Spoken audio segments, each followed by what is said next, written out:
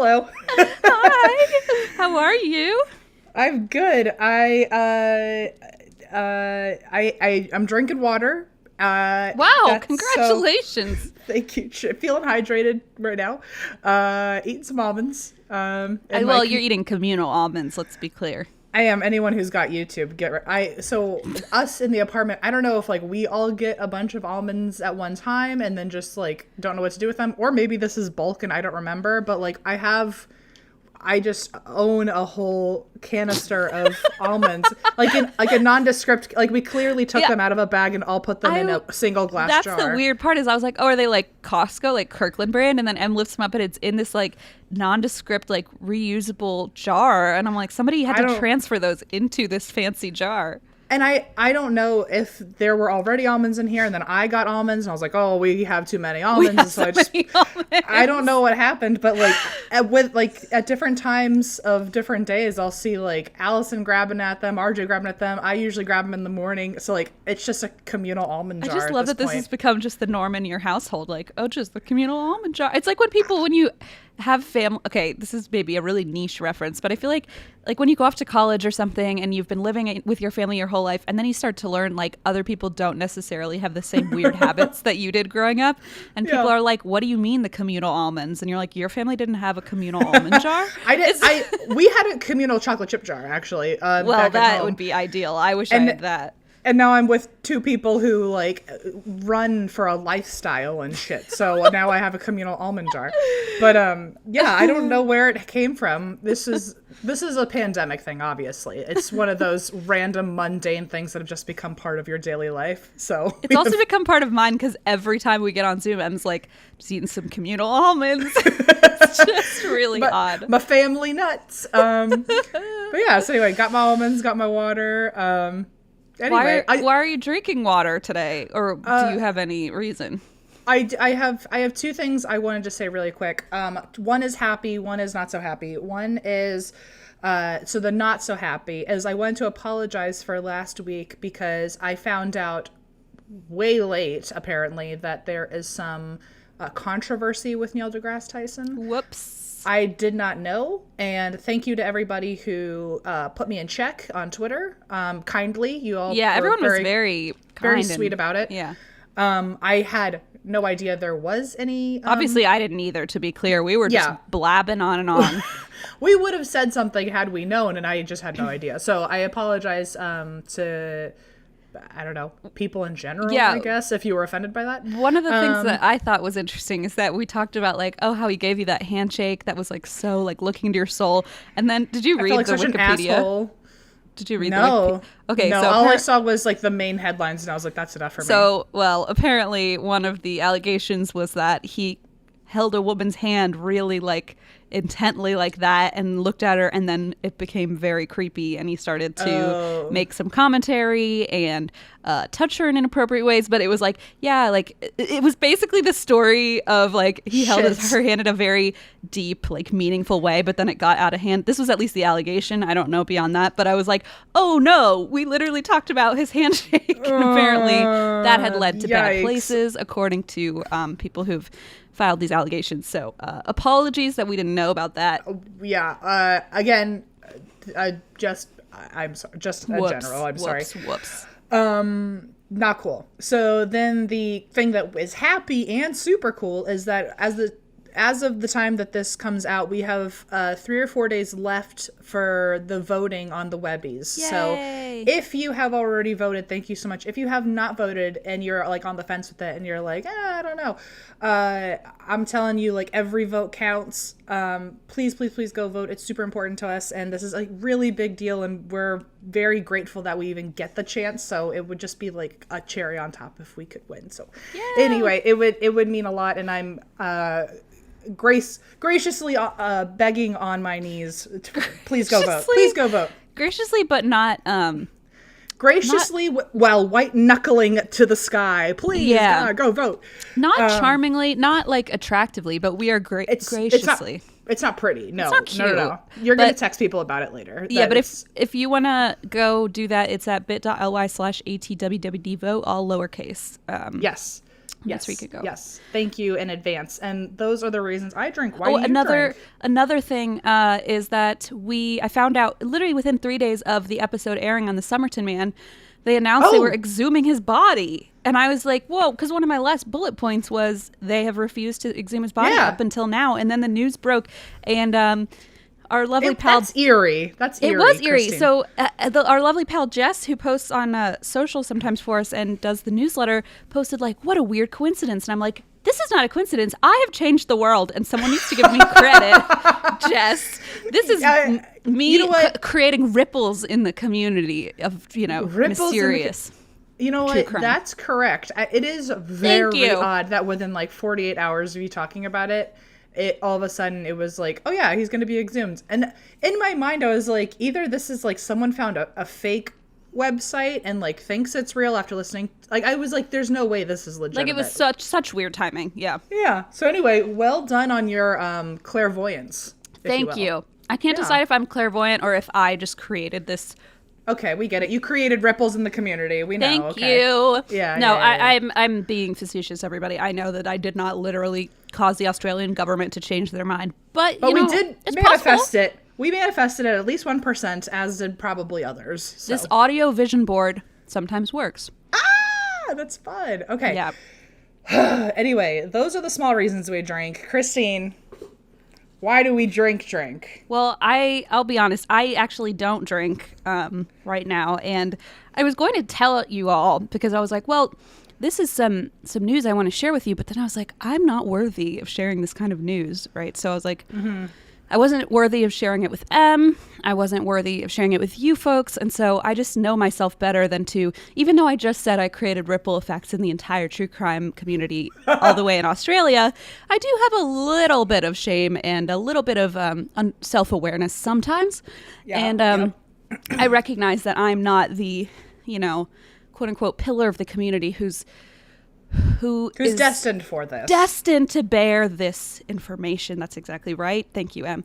So instead, I've commissioned another greater pillar than I to share this news. And how do I transition to telling you them where to find this news that I'm not? Let's say that there was an outcry from Christine. To relay information on our behalf, and you can find that Christine compiled it very well. We wanted to do something new and zhuzh it up with the specific sort of information, and so you made a very lovely video on YouTube. Thank you. Well, so if you want to find this information and this news, you can go to bit.ly, and that's why I don't drink. And that is where it will. Poor Emma's like. It's also maybe how I found out this information as well. So you can ride that ride with me. That's exactly right. So I was not as. Here's what I'm trying to say. I was not equipped to share this news with you all, in as much as I was. Who could be? And I was also not equipped to share this information with M in particular. So I commissioned someone else to share the news on my behalf. And if you go to bit.ly/ and that's why I don't drink, you can learn alongside M and everybody what this announcement is that I just don't feel like, it's not my place. It must be a visual. Let's just put it that way. It's got to be visual. So if you were to if you were listening in the car for some reason, it's just not worth only hearing it. It's a full body experience. That's right. And my voice just isn't cut out. My voice. It never was. This horribly high-pitched situation happening out of my face just isn't equipped. So I want to do it justice. So, I'm stepping aside, stepping off my podium and letting the master, who may or may not have a very deep, and ominous voice. Brooding voice. May or may not. Brooding muscles, brooding biceps, brooding smells voice. Like bagel bites, maybe? I don't know. No. He certainly smells smells like Hollister. Cologne. Yeah, exactly. Definitely that's the case. But so that person may or may not, for legal reasons, may or may not have been the one to step in. Let's just leave it at that. Quite a guest feature. Let's leave it at that. Everyone listening is like, literally, what the fuck are you talking about? This makes no sense. They've got one of like 5 things going on like what this could be, what the announcement could be. Or like 0 total, just 0 understanding. And I don't blame you for that, because I really didn't go into this with any sort of script prepared. So I apologize for the chaos. But, you know, I just felt welcome. But welcome also. And you're welcome also. I like it. Mm-hmm. Anyway, that is why I drink, at least. That's why you all will probably drink. That's why Christine is... That's why I don't drink. Okay. Yeah. Well, there you have it. And we'll discuss maybe in the next episode. We'll do follow-up. Episode 222, my lucky episode. Oh, good. I can't wait to hijack your lucky episode. I was going to say, crashing my parade. That's okay. Yeah. In honor of the chaos that just fucking happened between us. I hate myself already when I'm editing this in the future. Like, Christine, why didn't you just write down something? It was genuine. That's what matters. I'm sweating a lot, so I hope you guys are happy. Christine, there's nothing I love more than Twitter, Instagram, social media in general, looking at my computer screen, looking at the TV, checking Allison's iPad next to me, and then looking at RJ's Kindle. Basically, I love looking at screens. Screens. I scream for screens, but I also scream in the wrong way for migraines and sore eyes and not feeling good about myself afterwards because of all that darn blue light. That's right. We were not meant to, as humans, to be looking at screens all day, but here we are doing it anyway. And thankfully, Felix Gray is there to help. Felix Gray filters 15 times more blue light from screens than other clear blue light lenses to help restore your balance. And the original optical lenses relieve most eye strain symptoms from daily screen time. Finally, a pair of glasses designed for the 21st century. Go to felixgrayglasses.com/drink to shop glasses that work as hard as you do. That's FELIXGRAY glasses.com/drink. Free shipping, free exchanges, 30-day money-back guarantee. felixgrayglasses.com/drink. I don't know about you, Christine, but I've got this cute little thing called anxiety. Well, luckily with CBD, it isn't about what you feel. It's about what you don't feel, just like anxiety or stress or pain. And Feels is a better way to feel better when you've got things like that. Feels is a premium CBD that will help to keep your head clear and feel your best. It's hassle-free, delivered directly to your door. It naturally helps reduce stress, anxiety, pain, and sleeplessness. I have different doses, one for during the day for focus and feeling less stressed, and then one to help me sleep at night. And it's changed the game. Place a few drops of Feels under your tongue and feel the difference within minutes. The thing to remember about CBD is that finding your right dose is important, especially just like Christine. Maybe you got 2 different ones you like to use at different times of the day. I like to use a heavier dose, by the way. So start feeling better with Feels. Become a member today by going to feels.com/drink and you'll get 50% off your first order with free shipping. That's FEALS.com/drink to become a member and get 50% automatically taken off your first order with free shipping. Feels.com/drink. Okay, so that was chaos. Here we go with more chaos because we are finally discussing the Backrooms Theory. Oh, I'm so excited. I was hoping this is where we'd be. Here's what's going on with the Backrooms Theory. So if for those of you, if you're listening to this episode before the last one, that's probably fine. But just to catch you up, I thought I was doing this last week. And then I realized at the end I was not doing this Classic. at all. And by the way, I want to say everyone was shockingly kind. We got so much positive feedback about that episode compared to normal. I mean, we usually get wonderful feedback on Twitter and all that, but I was noticing like an excess in... Yeah, people loved it. Which now I'm like, well, what have I been doing wrong this whole time? If everyone loved that and that was an accident, like what other power do I have? Well, maybe within? It's because you said, oh, like no one's going to like this. And they had to reassure you that they did. I don't know. I appreciate whatever I thought it was a great episode. A lot of people said that I should just start a whole quantum physics show. God. Okay, and I was like, don't put that in M's head. I was like, also like, this was a one-off. Like, not only a one-off in like terms of me having the capacity to do this, but a one-off in you enjoying me reporting on it. Like, yeah, if I had a quantum physics show, not all of them would be as funny and seamless as that, because I would just be confused the whole time. Yeah, I feel like, and that was not even just like an episode on quantum physics. It was like skirted. It skirted quantum physics. It just brushed up and kissed black holes, you know. Anyway, So that was not the Backrooms Theory. Today is the Backrooms Theory, and to reiterate, it is not the Backwoods Theory that I kept saying last time either. Jesus Christ. I think that might have been me. I don't think you even said No, that. I listened back. I said Backwoods like 10 fucking times. Oh, you did? Okay, good. Not just So me. So last week was Backdoors Theory. This is Backrooms Theory. There is no Backwoods Theory, to clarify. Yet. For all I know, it's going to happen tomorrow. You're going to get a ton of tweets. They're going to exhume the Somerton Man, and then there's going to be this Backwoods Theory of how that would be epic. So the Backrooms Theory, remember I said the reason that people wouldn't stop talking about it is because it was apparently topical and I didn't know how. Something about TikTok, I heard. Yes. So it already existed before TikTok, or it was already a thing, and then TikTok kind of has this little habit of like resurfacing things that everyone already knew but forgot about. Hence your Ratatouille t-shirt. Look, the Ratatouille was the best thing to come out of this pandemic. Oh, please fully. don't come at me. I'm not coming at you. I'm just saying this is a perfect example of how TikTok can resurrect something that we've all kind of thought we got past. In a beautiful way. Most beautiful way. I literally bought the Ratatouille playbill, and I have it in the baggie, so it will never be harmed. And I'm gonna make my children bring it to a show and tell one day when they report on 2020. Idea. And I got a second one as a backup in case that would. Okay. Wow, anyway, you are prepared. Whoo! Okay. Anyway, Backrooms Theory. The reason it got big was because TikTok brought it up again, and it was so creepy and vague that people were like, what the fuck is this about? But part of the Backrooms Theory, I'm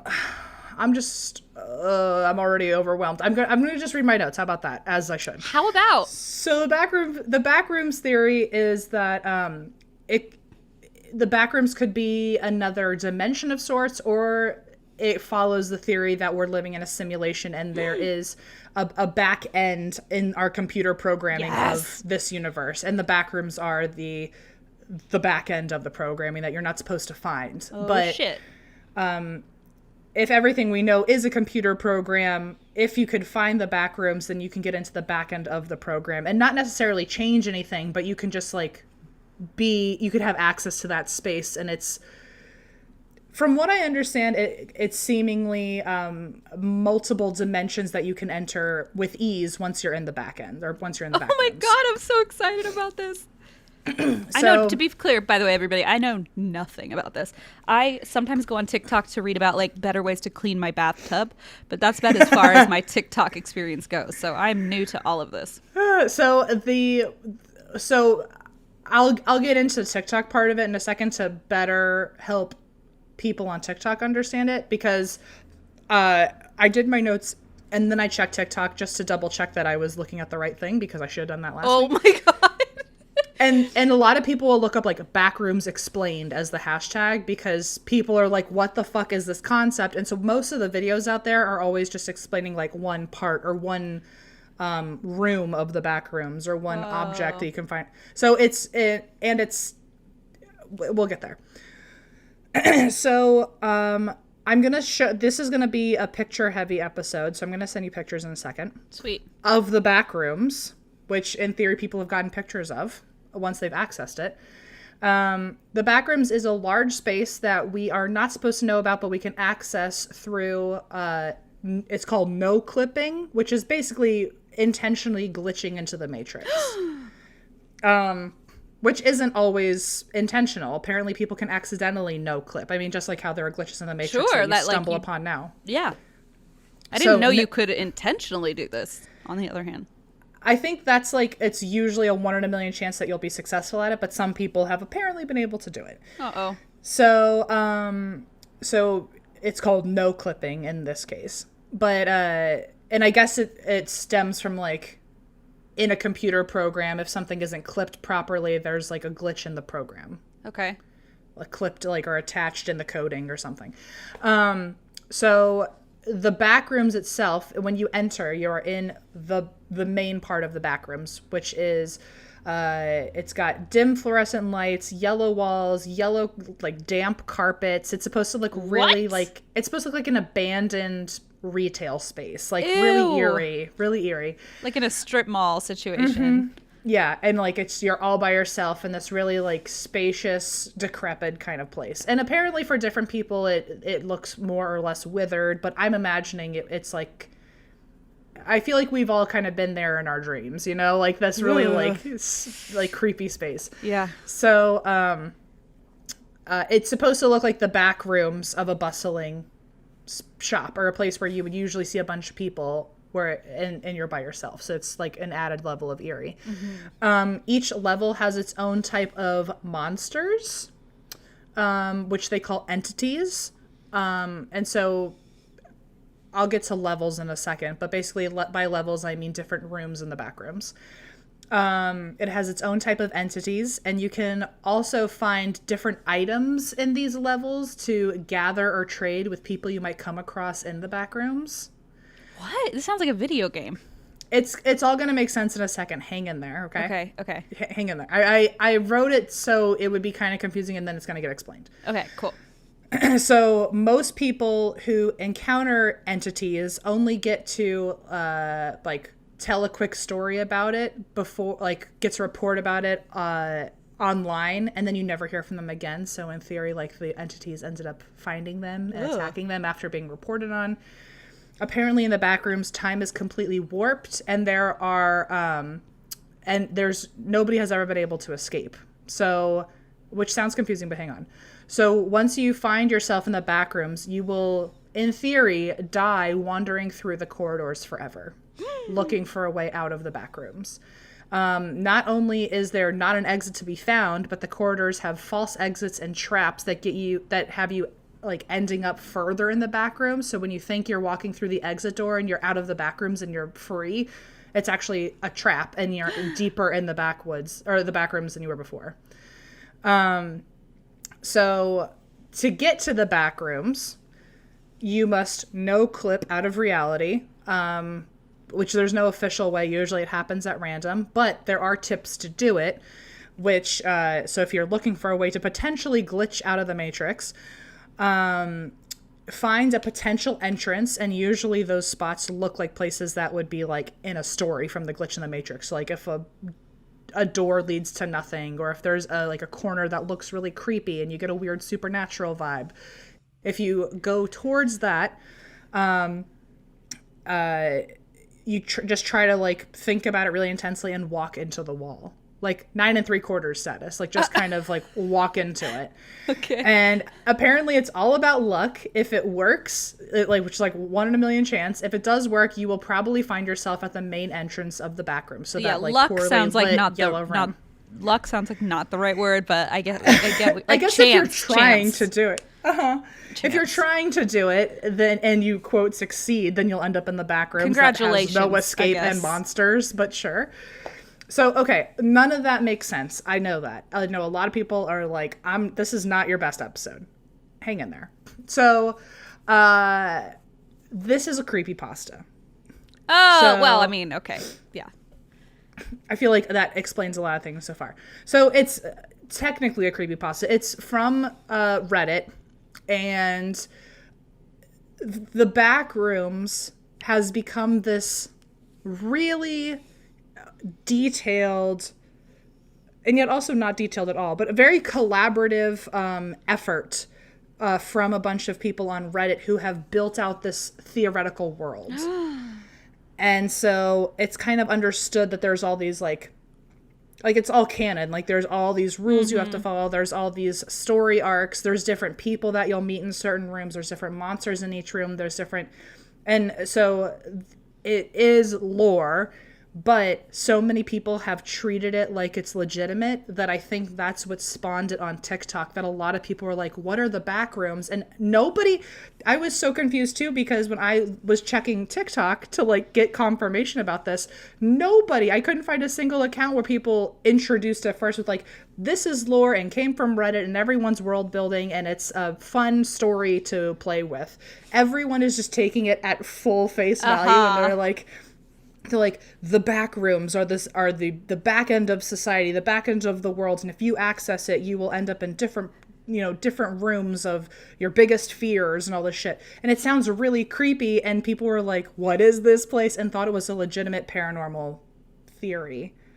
And so if you've been on TikTok and been confused and you just wanted an answer, I'm telling you that this has been like a world being built on Reddit that everyone is just really riding the wave on.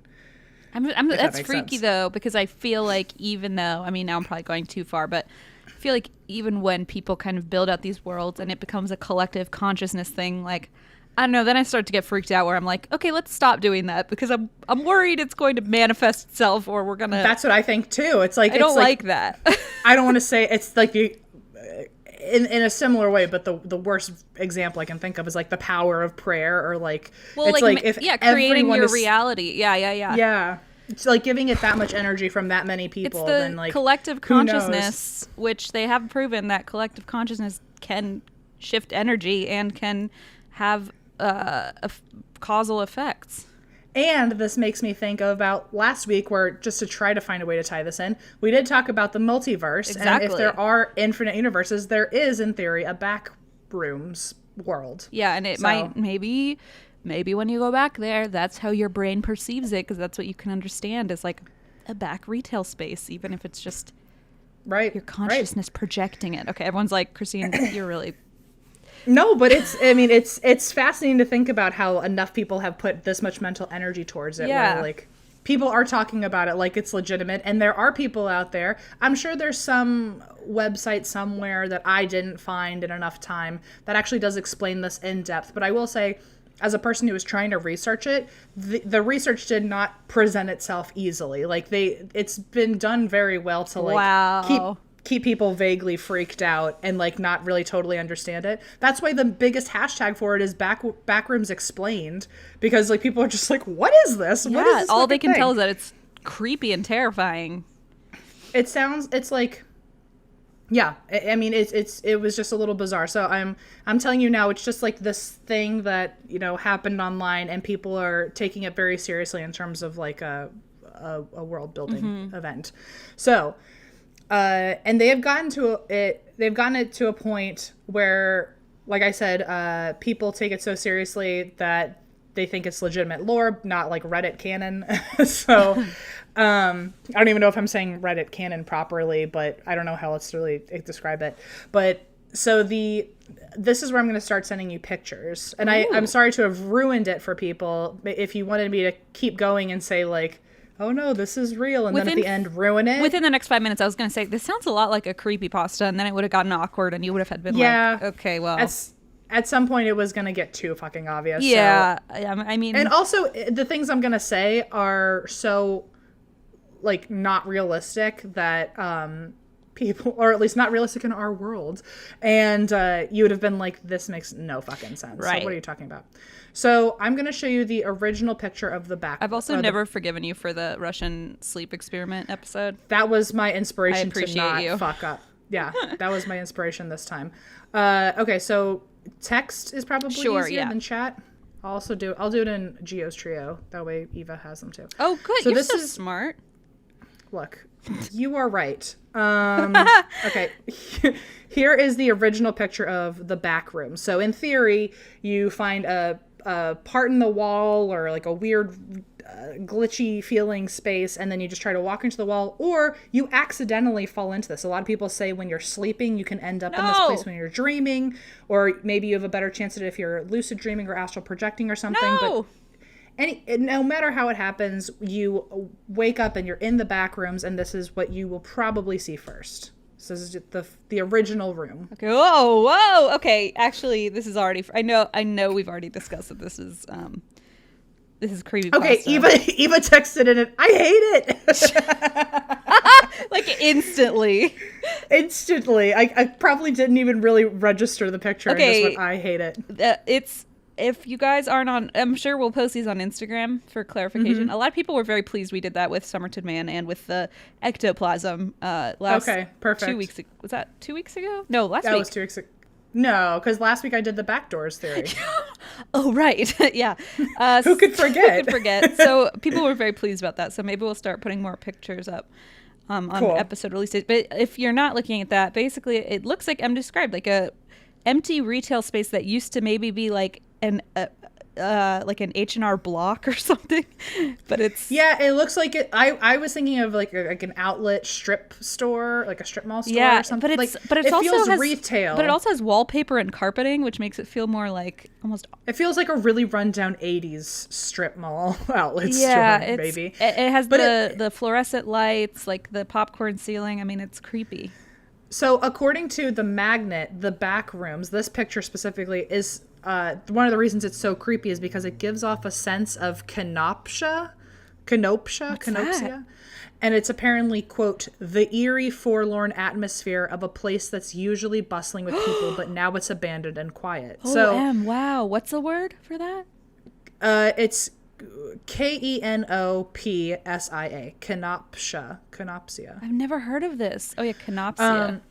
And it makes, I mean, one of my favorite things to look at on TikTok or YouTube or anything. I've told Christine this, I've said it on the podcast before, I fucking love abandoned places. Well, that was one of the ideas for the podcast. Like before we made the podcast, one of your suggestions was like abandoned theme parks. Yeah, I would give anything to visit an abandoned theme park. But so apparently that gives off the same sense of like it's supposed to be bustling with people, but it's abandoned and you're alone, and it gives off this creepy sense of peace, but also intense anxiety. I can believe a word exists for that, but like it's such a specific. Yeah. So it says here some examples are a school hallway in the evening, an unlit office on a weekend, vacant fairgrounds. Ooh. Yikes. We have an abandoned Renaissance fair in Fredericksburg that is very creepy at night. Yeah, I bet. We would party there in high school. Oh, that sounds fun. Just hang out in an abandoned Renaissance fair. But yeah. Ooh. So anyway, so this specific room, this yellow creepy room, is known as level 0. Okay. So, because I in this picture specifically, go fucking figure. This Reddit trend, which made its way to mainstream social media, happened on 4chan. So this was our favorite. Actually, oh my gosh, we're only a week away, or we're a week ahead. But April 21st, we're filming this on the 28th. Mm-hmm. April 21st, 2018. So as of 3 years ago. This picture was posted on 4chan, and it was anonymously posted in a forum specifically about cursed images. So someone posted this and was like, this feels like a cursed image. It does. What if that was like your H&R Block and you were like, wait, no, we were just cleaning. In hindsight, this is probably just like the person who had to help move out all the accountant files and shit and just took a picture before they left. To like prove to their boss everything was in the clear. Look, we vacuumed really well. Yeah. So yeah, it's supposed to be, it was in a forum for cursed images, but had no caption or anything to it, just got posted. And a while later, another user replied with this caption, quote, "If you're not careful and you no-clip out of reality in the wrong areas, you'll end up in the back rooms, where it's nothing but the stink of old moist carpet, the madness of mono yellow, the endless background noise of fluorescent lights at maximum hum buzz, and approximately 600 million square miles of randomly segmented empty rooms to be trapped in. God save you if you hear something wandering around nearby, because it sure as hell has heard you." I'd like to not know about this anymore. Can we go back to where I didn't know about this, please? Can it be an H&R Block again? Wait a minute. I would want to go back to my accountant. I don't like this anymore. So that was the framework set up for like, okay, so this is just the entrance to literally hundreds of millions of square miles. Because if you can't see the picture right now, it's kind of in an illusion where it looks like it's this labyrinth, or it looks like it's the beginning to this winding set of multiple rooms, and you don't see an end to it. So this was setting up the idea that this is the entrance, and the further you go, the deeper within these hundreds of millions of square footage you're stuck in. And the creepiness forever. Of that, like, it looks the same, so you can't find your way back out. I mean, it's very maze-like. So now people, like I said earlier, continually are world building and giving the backrooms more and more context as if they've been there. So that's why earlier when I said people will report on these entities, right, and then all of a sudden their accounts go blank and it's assumed that like they got attacked. but then I also said nobody ever escapes. Right. That's why I was like, I know it sounds confusing, but hang in there. So if anyone has reported on the things that they've seen there and yet they're not supposed to have escaped, it's because they're just on Reddit helping build out a story. Because their classes have ended for the day and they're home with some extra time on their hands. Exactly. So, and I will say nearly everything I got information on this from was the wiki page for the Backrooms Theory, or just Backrooms. And it is the most extensive series of wiki pages I have seen for, I mean, like, if this is Reddit people just like building out a world, like, build out a world they have. Like, I could not get, like, in the time that I was doing research for this, there's no way I would have even been able to read it all, let alone like, report it all. I mean, people are taking this real seriously. So, but the wiki page, at least the first few pages, are supposed to be, quote, a beginner's guide. So if you choose to explore the backrooms on your own in this world, where, like, let's say you go and try to no clip and end up in the backrooms, the wiki page is supposed to be the beginner's guide where people can add information as they discover it on their own journeys to help future wanderers when they explore the backrooms. Okay. So it's basically the encyclopedia for backrooms, but they call it, they're like, oh, how come you can see this? But it's supposed to be like on the other side of the simulation. It's the guide, apparently. Like a hitchhiker's guide to the backrooms rather than Bingo. the galaxy. Bingo. So, Got it. And when I say people have gotten so into it that it's like overwhelming, like there are different levels, aka different rooms in the back rooms, and there's not just like a few, Christine. Like in the wiki page, there's different. The thought of it overwhelms me. Like there are so many rooms that people have voluntarily written about from, quote, their own experience when they visited the backrooms. And I couldn't even read all of the different rooms that there were in an amount of time. Like, wow. They're like hundreds, like, oh my God, maybe thousands. And like, because it's Reddit and it's like kind of stemmed from 4chan, so there's like people who are doing like playful trolling. Like, it's not just like level 1, level 2, level 3. It's like level 420 or like negative 7.3b grandma's house. Like, it's like it's like it's truly multiverse, where it's like, even if you think like, oh, there's a level 8, no, there's like 10 different sub levels to level 8. Some of them are negative, some of them are positive, some of them are at your grandma's house. Some are at your grandma's house. There's one called level fun, which apparently is not fucking fun. It's like, I don't want to go there. There's like random here, so I will show you, I'll send you a link here, and I want you to click through it yourself. I'll send it in a second. But so even just like reading all the rooms, I cannot give you a proper set of information on this. Like, I can't go in depth because there's so many that all deserve like mention. So when it sounds like they're being added to, right? So constantly. Yeah. So there, and not only are there several rooms like that, there's several entities, like different monsters per room. There's also, like, when I say world building, there's a huge list of different groups of explorers who apparently regularly go in, that people have like written stories about, like, and I think, if I'm correct, like, certain Reddit users identify as being part of certain groups, and then they've all built their own rivalries and alliances, and like, and then like all of these groups have their own storylines. Like, some of the groups have like disbanded, like literally disbanded. Some of them are being joined right now. Some of them have created in the canon of, am I saying canon right? I feel like I've thought it so many times that. But so in these story arcs, they've also created like little outposts where, based on what room you're in the back rooms, you can find people from that explorer group selling items that can help you in future rooms. Oh my God. I mean, it's bananas. So, okay, this is just one. This is on the Backrooms wiki page. Okay. And it's called All Main Levels. This is just the main levels. Oh, so, like, just click that and tell me how many fucking levels you see. Okay. Because... Good luck. Those are all individual rooms I could be reporting on right now. Okay, but this is cluster 1, and then you scroll, and there's cluster 2. Let's just say there's 5 clusters, and to date, the quote, there's at least a level 4010. At least. I was about, do you know what my dumbass was about to? I'm going to estimate that there were probably a few thousand here. They're literally 4,010. And right each now. one you can click and it'll give you information on what that room is. So it's like, I mean, there's no way I was going to report on all of these. There's literally thousands you can click through. So This is its own podcast. Like, this would be an endless podcast. maybe that's what we should do. We should just go through a different room each time. And Honestly. also, I mean, and also the sick part of it with the playful trolling, and I do say playful trolling because it's just like people like building a world together and it being fun.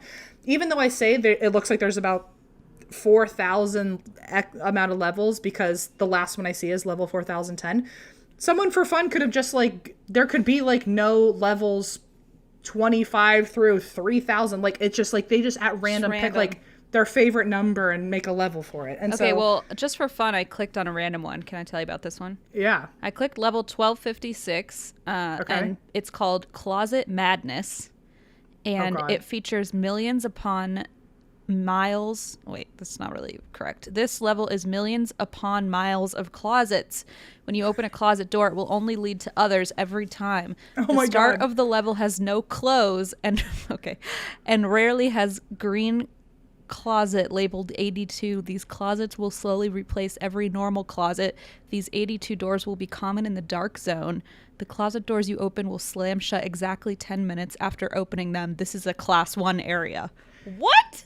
Oh my gosh. And yeah, so, and some of it doesn't like totally make sense, like how you were stumbling on certain things. It's because those are like part of the storylines for other rooms. And Right, so, like class 1, whatever. it's really like the Marvel Cinematic Universe. If you don't start from movie 1, like you're not going to get all the nuances for every other little thing.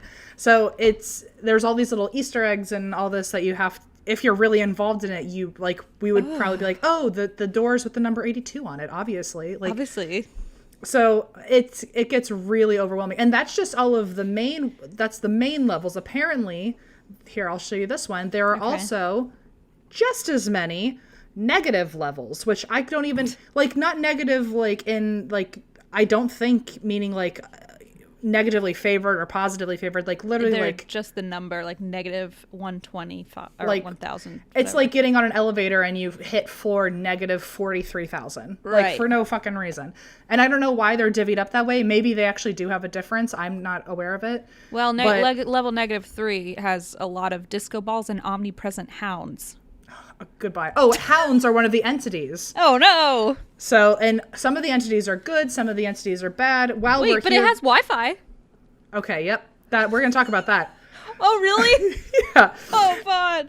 Okay, This is so- crazy. Anyway, so like when I'm telling you that like this is quite a like just like an early intro Skimming the surface. skimming the surface. Thank you. I like totally lost my mind for a second. But like there's no way I can tell you every single No. level. And no one would want to hear that many No, levels right. either. There's no way you could retain that much information. So anyway, so that's what I'm talking about, those. And then I also wanted to talk about the entities, which I'm also sending you a link to so you can see. Couldn't even cover all of the monsters that are in this world because there are so fucking many. Some of them are just the 7 deadly sins created it, like made into chickens. monsters. There's hounds, there's smilers, Excuse me, there's a death sheep. Oh, there's death moths, by the way. I don't like that. I mean, there's so many Okay, these monsters. are terrible. There's one called Children of the Broken. Then there's one just called Limb. Scratcher. These are mannequins. Okay. Oh this yeah, is there's like there's everybody's living worst fear. statues that can kill you. So if you're like you end up in a room and all of a sudden Eva Death sheep.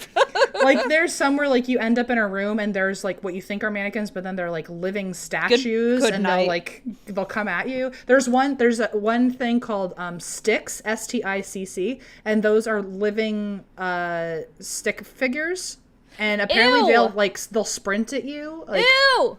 like random shit. So, and it's just like the creation of random people online being like, oh yeah, like here's another monster ad, here's another monster ad. It really does remind me of like a creepypasta where you're, or like a no sleep where you're like, what's the weirdly unsettling thing that scares people but we don't even know it would scare us? And it's like, yeah, a living stick figure that runs at you is one. It's almost kind of in a QAnon space where it's like every conspiracy crammed together. It's like every no sleep fear crammed together in the Backrooms. And they all live together happily ever after in a Big Brother style house. I mean, this is awful. So the levels of the Backroom, here's a quote. This is from the Backroom subreddit. This is a quote about levels. Levels aren't like the levels of a building. Instead, they signify how deep into the backrooms you are. So with this in mind, there are no levels, just backrooms. The idea behind this is that everything that is seen at a certain level in the backrooms is just a part of the backrooms as a whole, and you don't necessarily have to go deeper to come across it. So in that way, there's no linear way. Right. There's no like, oh, I do level 10, then level 11, then level 12. Because if you're in level 10 and you see a door that says exit and you're trying to get out, you might end up in level negative 3120B grandpa's house. Like, yeah, like who knows? So like there's the idea is that you are trapped indefinitely because no matter how you think you could escape, you just end up deeper and deeper in the void. This is gross. And the only way it starts out linear for the most part, I guess there's some ways where it could switch or something. But for the most part, the first few levels are linear. And then after that, it just really breaks off into chaos. So you start at level 0, which is that creepy yellow picture I sent you. Right. And then eventually you will find yourself at level 1. But as time goes on, the journey, again, it can branch off. So when I said in that quote, things probably won't be done in that order, there's also so many random rules written into the concept, into the lore of Backrooms, that most levels to enter them require some sort of weird loophole or trapdoor. So if you're intentionally looking for like level 9, you have to do certain things, or you have to get lost enough to find a certain room that is the only access point into that level. So it gets really fucking crazy. Here's an example, because I wanted to at least do like with a few of the levels, I wanted to give you like examples of how people enter them or leave them. Yeah. And I'm only going to give you one because it's such a fucking headache. So this is just how this is just for level 0, the main room. Oh my God. Okay. And it just goes to show you that people are just constantly building on this with their own random information that becomes like concrete knowledge, apparently. Sure. So this is a quote from the wiki page. For level 0, you can break through the floor to go to level 27. If you find a scratched wall, which is extremely rare, it's weaker, and breaking into it will transport you to level 111. If you wander long enough, you can get through the Manila Room, Hallway ZZX, or Room 0, which is different than level 0, apparently. You can take an elevator that leads to level 153 or level 152, or no-clip through a broken, damp wallpaper and enter level 251, or by entering a white door in level 251. If you punch a hole in a wall in this level and go through it, it will send you to level 4002. And it was recently discovered that staring at fluorescent lights for too long in any level can send you back to level 0. So, like, that was the most chaotic thing I've ever fucking read. That was more chaotic than QAnon.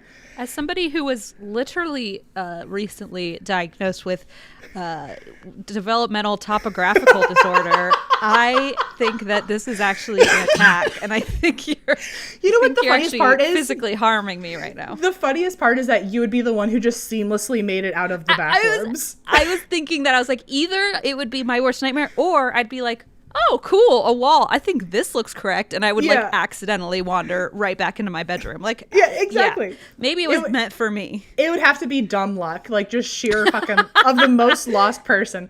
But yeah, so like, I mean, that's just an example of all the things you can do in one level. And there's thousands of them. So really, at random, you could pick a so level. That was one level, but all the rooms at that level? And they're not even, I mean, so the places I mentioned, you can transport or teleport from level 0.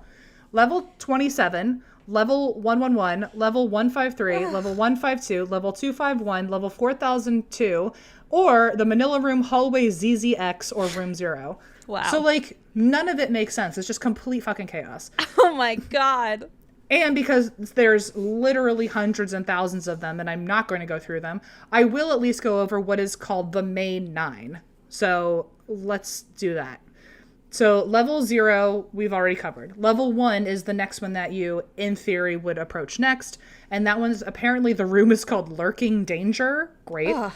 It looks different to different people, but it mainly has the same yellow palette with like concrete walls and dim lights.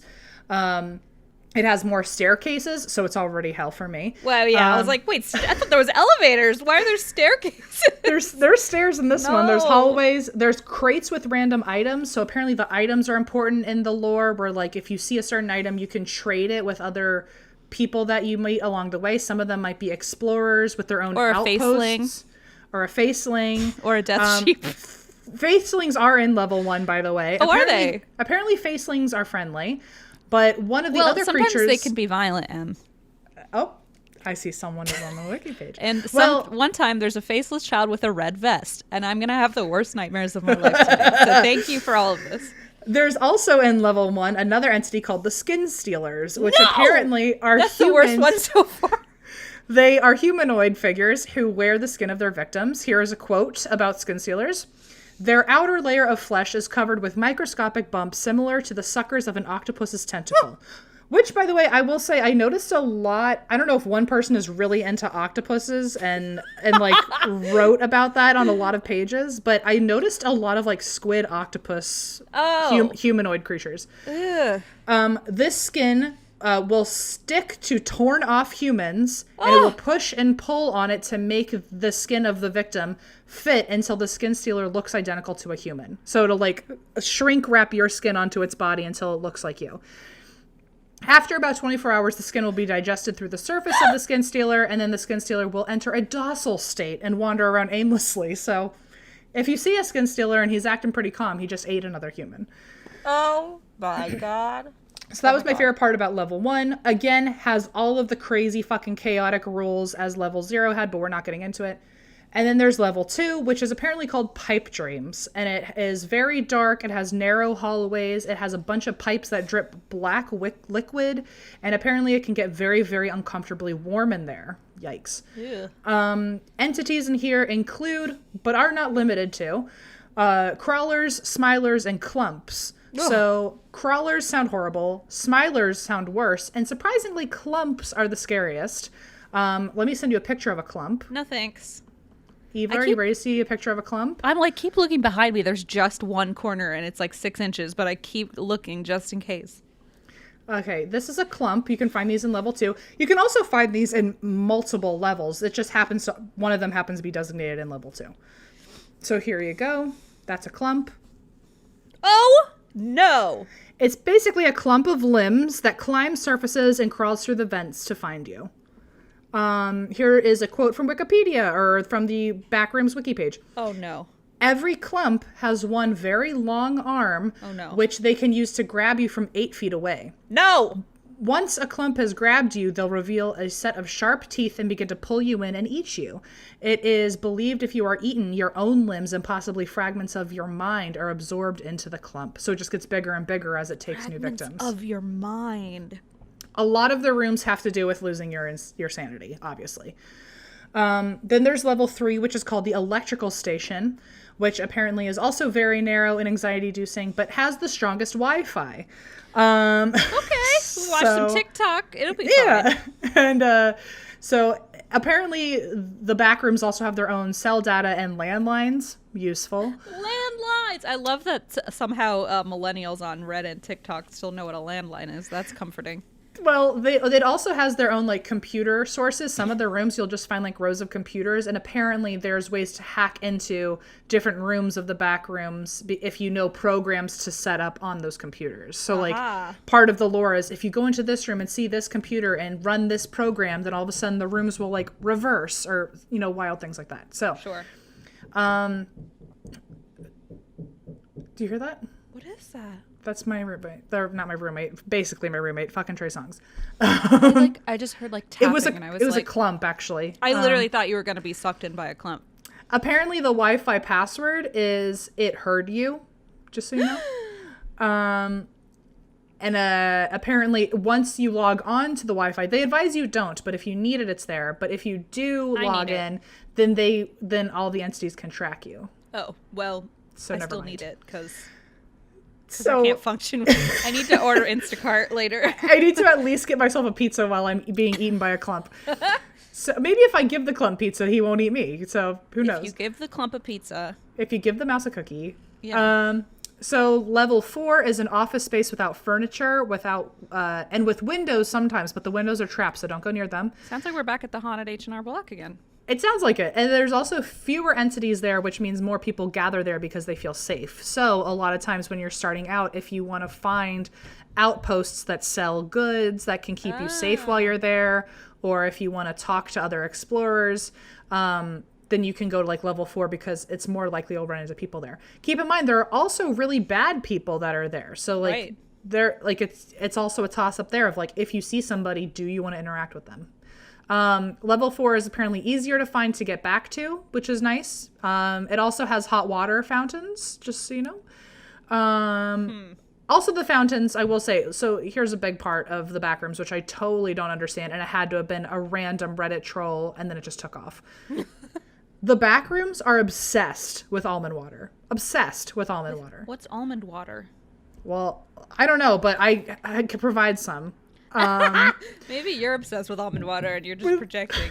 My communal almonds. So, so the water fountains everywhere is almond water. If you find vending machines in abandoned spaces, you'll see almond water in them. Sometimes you can trade, like almond water is like a big commodity there, and you can trade almond water for other goods to stay alive. I'm assuming this is like coconut water, but with what? Okay. So, according to the Wikipedia page, almond water is, specifically for Backrooms, almond water is a healing substance. Dipping one's hand in the water will soothe and relieve the skin while silencing voices inside the user's head, helping one to stay sane.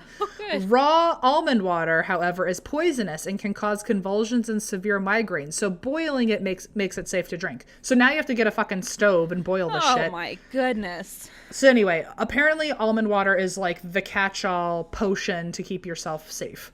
Okay, I'm just Googling this to see if it's actually anything.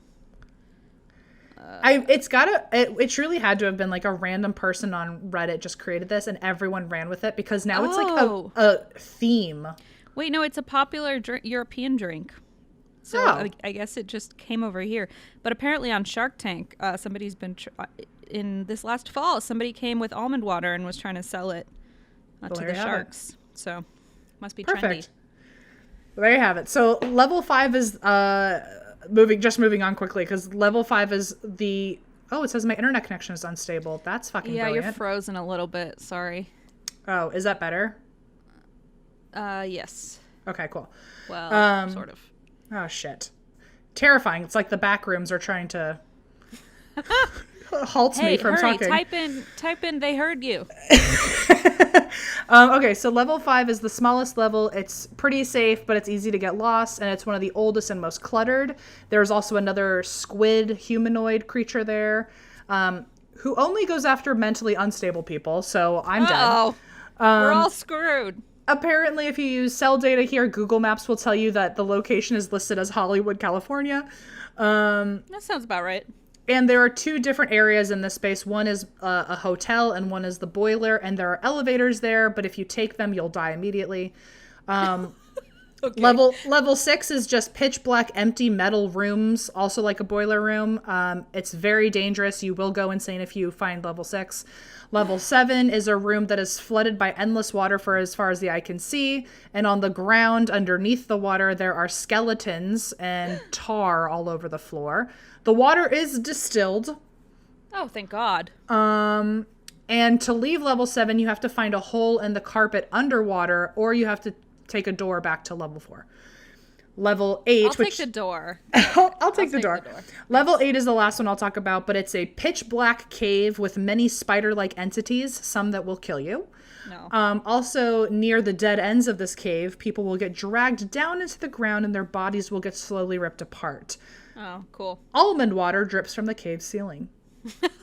Is it distilled? So Also, just real quick side note, what you just explained about your body being ripped apart sounds a little bit like spaghettification. I'm just telling saying. you, there's a lot of weird overlaps here. So there's also the hub, which apparently is this concrete collection of tunnels. I think of it as like an abandoned subway station. And it's got a bunch of different tunnels that lead to different back rooms, and entities can't gather here. So it's another place where people visit a lot. And then my favorite room is the end, which is not the end, by the way. It's a false room to like make you feel hopeful that you've finally escaped, but you haven't. Mean. And it's a library with no books, but a bunch of computers, and a lot of people try to use the computers to like type in programs or something. Allegedly, it's not real and tricks people into thinking they've gotten out. Some people think it's actually a secret passageway into the true exit, but nobody's ever found it. The true exit, for all we know, is called level nothing. Oh. I'm not getting into all the entities because there's just so many of them, but a fan I've favorite. heard enough. You can tell me one more. Apparently this is a popular one because every time I looked up entities, this was like the main searched one. So his name is Jerry. Okay. He's a blue parrot. Oh. He likes sunflower seeds and almond water. Yeah.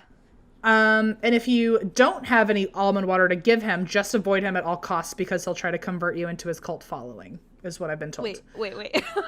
Sorry. So if you give him almond water, he's like, never mind, I don't want you in my cult. But yeah, I guess so. Okay, sure. He apparently he's like indoctrinated hundreds of people already. They call themselves the followers of Jerry, and they call Jerry himself Father Bluebird. Yeah, I'm in already. I mean, he's convinced me just by that. Caw-caw! I'm in. Didn't take much.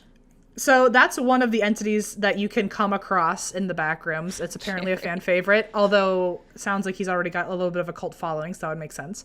And then the last thing I'm going to say is there are many groups and apparently colonies of like people who have gotten stuck down there, and now they're just people who live in the back rooms. There's the groups that are explorers and are intentionally researching it so they can help you find a way out. All in the storyline, if you were to go into the back rooms, you'll find these explorers. One of the groups that's an explorer group is called the Meg, which, yikes, sounds a lot like Megan. But it stands for the Major Explorer Group. And they created a list on this wiki page for what you should bring once you find the back rooms. So, like, what should be in your, like, emergency kit when you're in the back rooms. Some of the items include a first aid kit, antibiotics, an easy-to-conceal weapon, but not a gun because the sound will lure in entities. Apparently a crossbow is okay. All right. Also a timer, because since time is warped there, you'll need to see how long you've been down there. Creepy. Obviously almond water. And then they said to bring a ski mask to hide your identity, but also to prevent frostbite, which I don't know what that means. Oh, no. They also, I looked up the page for the Meg on the Backrooms wiki page, and apparently they sell in this world their own emergency button for when you're in the backrooms to signal Meg explorers to come help you out of certain levels, because most levels lead to death, in case you didn't know, or like losing your mind. Apparently in their designated outposts or their fake shops in the back rooms, you can buy an emergency button for 10 bottles of almond water. And according to their backrooms wiki page, the button is currently on sale. It's not just for 10 bottles of almond water. It's on sale for either $5 of almond water, or they will sell it to you in exchange for items such as ice cream. So, wow. last thing, fun fact, in case you'd like to see the backrooms on your own safely and realistically, there are many game companies and rising game creators who are making simulator versions of the backrooms for you to enjoy yourself. You know what? Like with that VR, the Oculus, that would be very creepy. Oh yeah, something that'd like be super this. fun. Like That would be endless super tunnels fun. and games and creep levels. Every and room rooms. is scarier than the last with Yeah, different monsters. So anyway, Well, that is the back rooms. That is just the creepiest thing, and I've never even heard of it. That's how uncool I am. And I'm looking at this now. It's called Victoria's Kitchen Almond Water. So I don't know if maybe they're sponsoring this whole creepypasta or what, because it sounds like maybe Big Almond Water has a stake in this whole operation. Big all, you know. So who's just listen, I'm not trying to slander them, just throwing it out there. It's possible. Just saying. Anyway, that is what people have been freaking out about, because they've probably seen like creepy images like the Backrooms on TikTok. Ugh. And then they weren't getting like direct answers about what the fuck it really is. They were just seeing like the lore written about it and getting really scared. So people wanted me to report on it, but I'm here to tell you it is a world created out of Reddit, as most things apparently are that I talk about. Thank God that one episode I talked about Anonymous, where I like did a whole deep dive into 4chan. Yeah. Thank God, because that has become weirdly useful a few times now. Like, yeah. I mean, QAnon, the Backrooms, they're anonymous. There have been so many times that like knowing the history of Reddit and how it came to be has somehow found itself in my stories here. I feel like our entire reality is now becoming just created by Reddit. It feels that way, yeah. So I just lit a candle to just cleanse myself of all this, you know, deaf sheep and faceless folks and all this business. I'm not feeling it. So I don't know what to tell you. It was intentional. It's that I made you feel that way. Yeah. So don't worry. You don't need to tell me. I already knew. Perfect. We have been spring cleaning here, and one of the fresh things we have brought into our lives, again, by the way, is Brooklinen. And with their birthday sale happening right now, Brooklinen is offering site-wide savings on all things comfort for their biggest sale of the year. So Brooklinen was founded with a goal to create beautiful luxury home essentials at prices that don't break the bank, which is how Em and I are able to make our bedrooms look so lovely and fresh. They work directly with manufacturers to ensure premium, high-quality comfort every time at a fraction of the retail price. That means ridiculously soft bedding, towels, loungewear. It truly is lovely, whether you're sleeping on their pillowcases, you're cuddled up in their blankets, maybe you're cuddled up in their towels. I'm not sure, whatever you want to do. We don't judge you.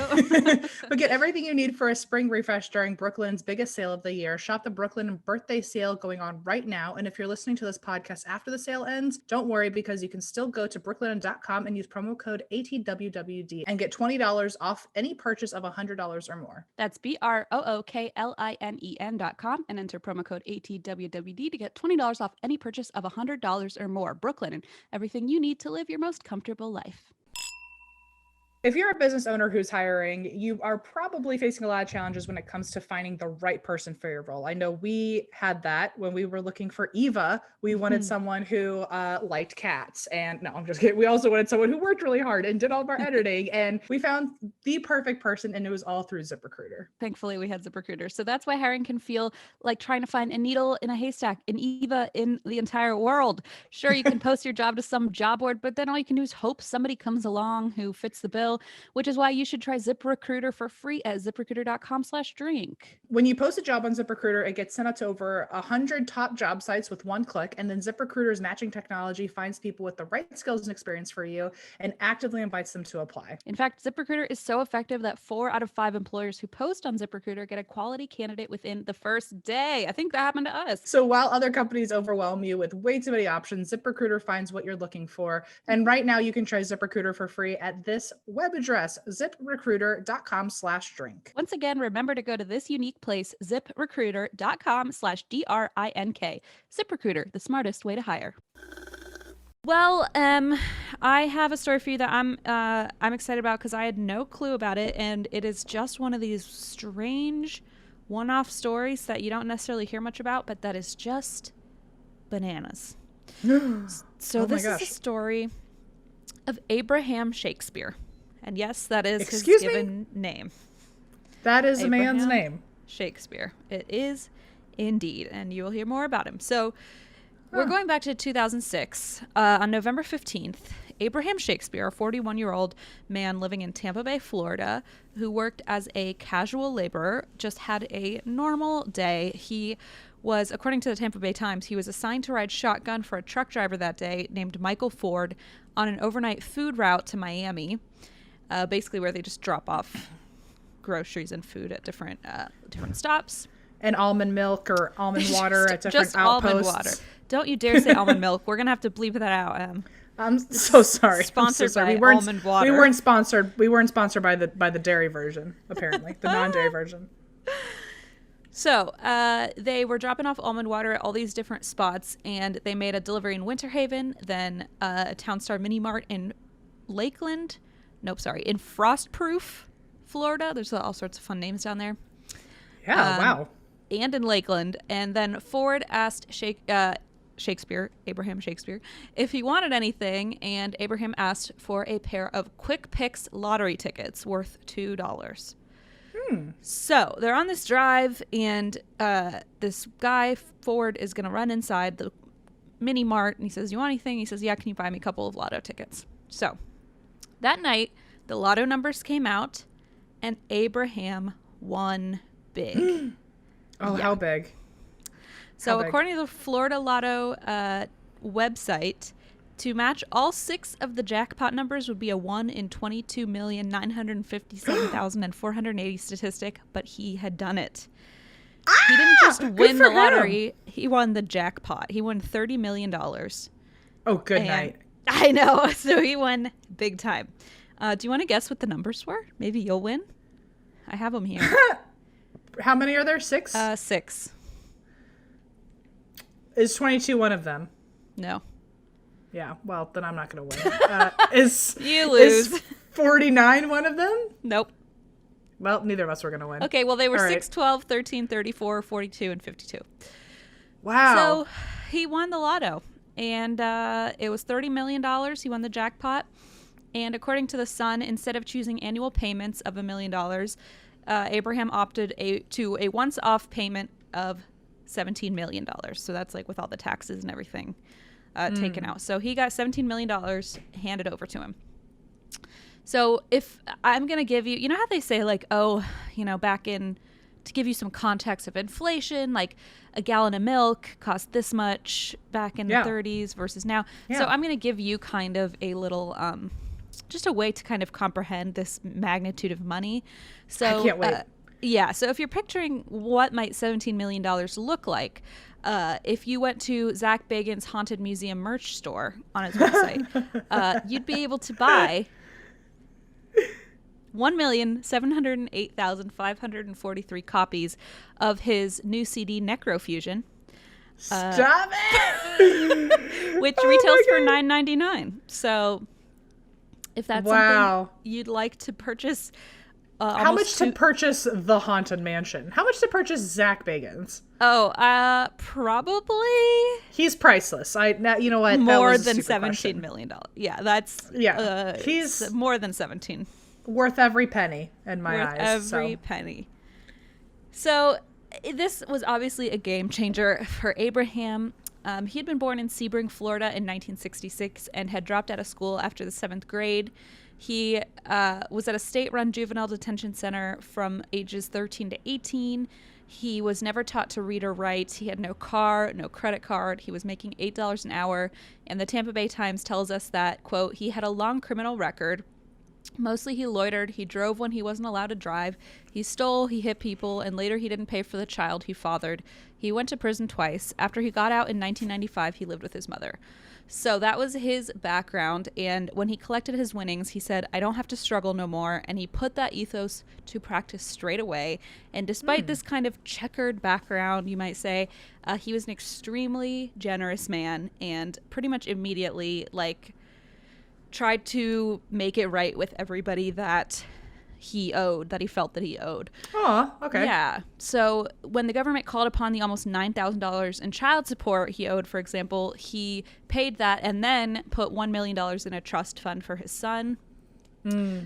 His life, as you can imagine, completely flipped upside down. He bought a 2006 F-150 pickup, a 2007 BMW, and he bought himself a $1.1 million house that was 6,519 square feet large. Oh my decked gosh. out with a pool and 2 two-car garages. So big old house. He also bought a separate house for $125,000 with plans to rent it out. And wow. So not only was he kind of buying himself stuff, he also started giving money away. So question. Yes. Question that has nothing to do with this. I just have a human question. Oh yes, ask away. If you had that much money, what would be the first thing you got? The first thing I purchased? Yeah, like what would be your big thing? I mean, knowing me, I'd be like, wow, we should all go out for sushi. Like, I wouldn't really have it, like, I wouldn't, like, be able to comprehend, really. I think I'd be too afraid of spending a big amount of money, I think. I wouldn't know what to do. What would you do? Instantaneously, I would get the Back to the Future shoes that are worth like 50 Oh, grand. yeah, that's a good one. Then I would get a first edition Charizard from the base set. Sure. Then a DeLorean, without question. And I would get it all fixed up to look exactly like Back to the Future Part 2's set of the DeLorean. And when would you pay me back for all that you owe me? No, Never. No, that's not in the plan. And then I would get like one of every like official. I would buy out like a Captain America shield from Marvel itself, which is like each shield is like thousands of dollars. I feel like I would be afraid to be one of those people they always do features on where they spend all their money and then they're broke. Like, I'd be so afraid of like spending all my money. Collectively, all of those things would cost. Well, a DeLorean is about 30 to 50, and then getting it souped up. Let's say 30 60,000. to 50 million? No, $1,000. Oh my 60, god. and then another 60. I would need like $250,000 to like live out my wildest fantasies, and then the rest $250,000. That's it. Yeah, I think so. Oh, okay. And then I would pay you the rest. I mean, because I owe you that much. So. I mean, there are cars that cost more than $250,000, so I'm surprised at that. I mean, I'm going to sushi, so I shouldn't judge, but we'll eat sushi in my DeLorean. Okay, that's the dream. Okay, here we go. I think I would probably, like, if I were going to spend a big amount of money, I would probably go on like a vacation. Like, I would go on a trip probably with my family or something. Like, I would like do like sweet. A big hurrah, and I would help my mom redo her kitchen because she's been talking about that for probably 2 decades, and I'm like, it's about time somebody just does her damn kitchen. Just fix up the kitchen. I mean, you've seen you've seen our house. It needs some work. I mean, I would then spend my money to have it re-destroyed. Just to put the creepy balloons back on the walls. Sorry, didn't mean to like take you away from the story, but I just like that's actually worth the money for sure. It felt right. Yeah, I would probably like open a little store and go on a vacation. I don't know. I'd get like I'd get like a tree house, mansion in Canada, and then I would also have a tiny house like to park underneath the tree house. So then I have 2 floors. But that's a great idea. Like, I would get a place in like California, so I could come like stay. I mean, I guess we have the apartment, but I would get like, a permanent place, or I would get a place near Blaze's family. I feel like I would just try to, I don't know. Have a little have your little footprints on all sorts of the world. Out. Yeah. So sorry, not the most exciting answer, everybody, but I'll think about it. Maybe I'd buy. Oh, you know what I would do? I know what I would do. Buy a big farm where I like rescue animals, and then now you've got quite the tender heart. Well, meanwhile, I'm like, I want a tree house and a Captain America shield. No, but like I'm in Kentucky now. There's a lot of land out here. I would just buy like a big thing of land, but then I'd have to hire people to take care of it. That's where I think the money would go, because I'm not about to learn how to till the land. Okay, so I'd have your heart is in it, but your hands are not. Help! Yes, I see. Yeah, I'm just flailing around like, help the aminals. Like, I'm too stupid to actually know how to do it. But I'd probably buy like an elephant sanctuary. I don't know. I would probably just do stupid stuff that ends up. That's a good answer. I don't know. Listen, I'll probably think about this all day and continually text you with all my new updates. So. Perfect. Anyway. Oh, wait. I'm such an idiot. That's not what I would do. I would buy 1,708,543 copies of Zach Bagans' Necrofusion. What was I thinking? I was shocked that didn't come up. But okay. Stupid. Whatever. I take it all back. That's my answer at the end.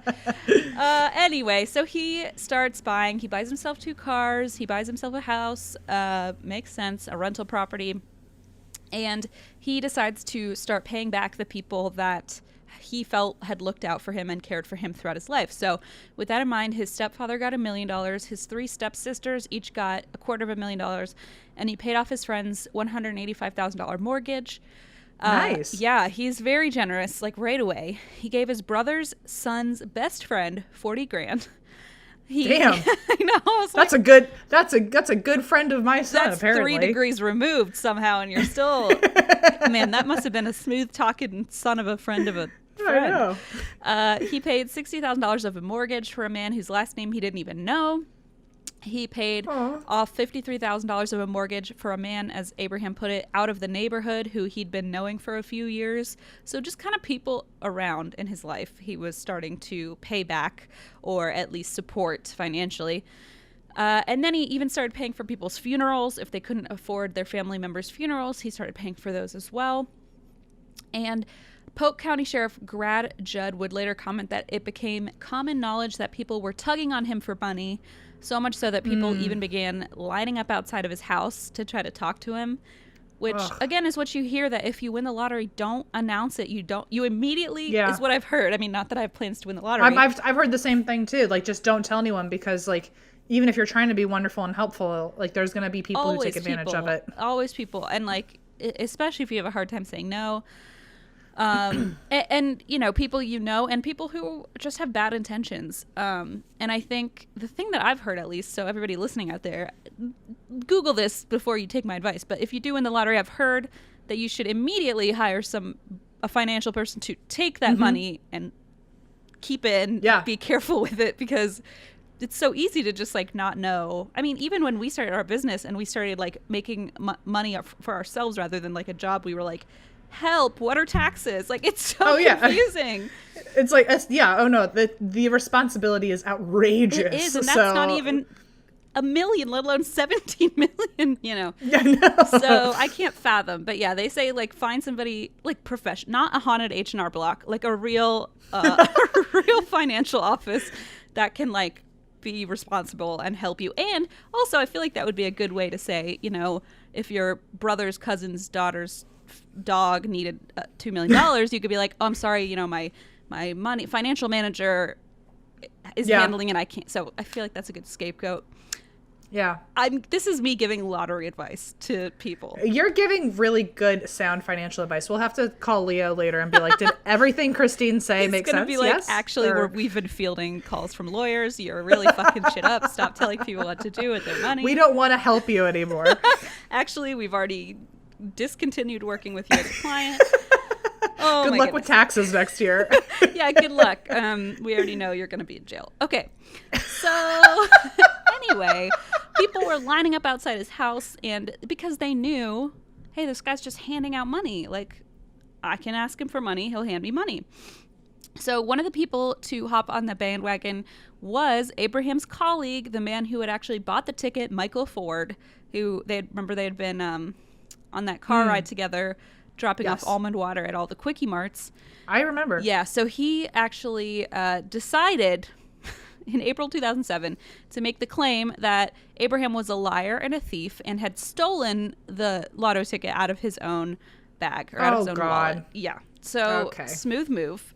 He took him to court, and at the trial, which began in May, Abraham arrived with garbage bags full of all the lottery tickets he had bought over the years. He had so many lottery tickets that he's like, oh yeah, I stole these from your wallet. Well, like, look at these thousands of tickets I've bought over my lifetime and tell me that I had to steal tickets from you, you know? Mm-hmm. So he brought those in, and it slowly became obvious that the verdict was pretty much a no-brainer, and Ford was just jealous and wanted a chunk of change for himself and was probably bitter he didn't buy the right ticket or who knows what. Right. But so on October 19, 2007, the jury found Abraham not guilty of stealing Ford's wallet. It only took them an hour to reach that decision, and even though it was a good outcome for him, it did cost him $800,000 in legal fees. $800,000. Yeah. Oh my gosh. Painful. Ooh, that's a number. I don't even understand that number, really. But yeah, it's a huge How many zeros? A million? Holy shit. Too many for my brain to comprehend. So now that it was over, he told the Tampa Tribune that he was looking forward to waking up in the morning, getting a fishing pole, and going fishing. So at this point, he's like, I just want to be myself and be, you know. I clean my hands. I wash my hands from this. I wash my hands of this, and I go catch some trout. So by this point, Abraham had obviously become overwhelmed with the amount of people, from friends to complete randos, asking him for money. And with his generosity being tested, one of his childhood friends even remembers a conversation with him where he revealed, I'd have been better off broke. Yeah. So he gets to a point where a couple people confirm this. And there's a guy that we're going to bring up later named Gregory Smith, who was a friend of his and was his boss for a while. And Gregory becomes like a big player in this. But basically he was saying, yeah, Abraham got to a point where he was like, I wish I'd never won the lottery. Like, that's how hard it was on him. And that's how much stress and hardship this was bringing him, is that he really wished he had never even gotten to that point. He wished he had been back to the old ways, which is quite sounds like a parable of some sort. I don't know, but it's really sad. So he basically was of the mindset that I'd have been better off broke. So he said, I thought all these people were my friends, but then I realized all they want is just money. So, he realized he's being taken advantage of. He's like hemorrhaging money, basically. Right.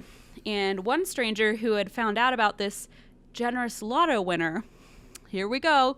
Her name is Doris Dd Moore. She was a 37-year-old white woman, also from Sebring, Florida, who was a wheelchair-bound writer and businesswoman who decided that she was going to step in and do a good deed for Abraham, this generous lotto winner who was being tested by the world and by other people. So Dee Dee hears about Abraham's success at a business conference in Kissimmee, Florida, where real estate agent Barbara Jackson was like, hey, we have this client in Tampa Bay who actually won the lottery, and he won $17 million a few months ago.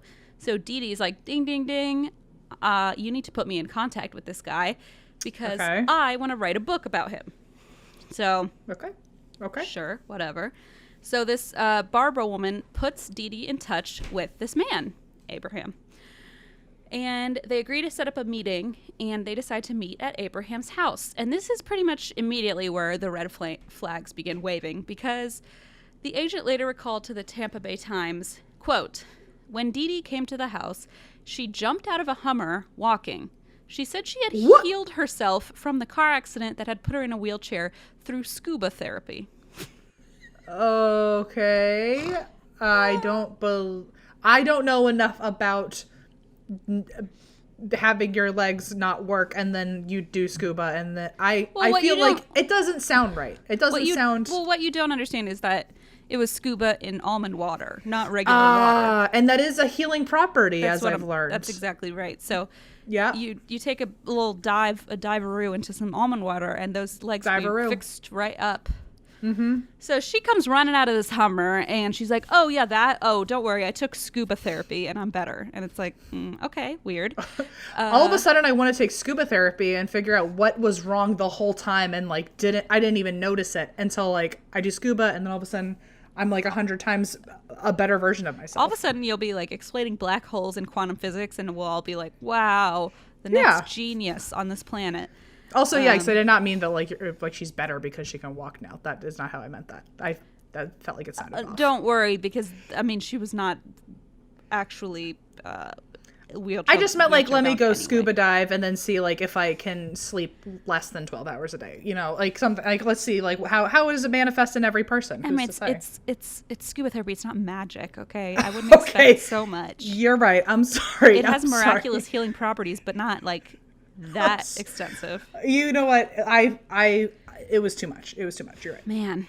And to be fair, she was in a wheelchair allegedly due to a car accident. It wasn't it was an injury rather, you know what I mean? Right. Allegedly, anyway. I didn't mean to offend anybody with my poorly thought out joke. Sorry. No, I understand. Did not land. We all think you're hilarious. Don't worry. So she shows up, comes running out of this Hummer, and is like, oh, yes, scuba therapy. Do not even worry about it. And anyway, so they meet in October 2008, and they decide to chat about this book idea Dee Dee has.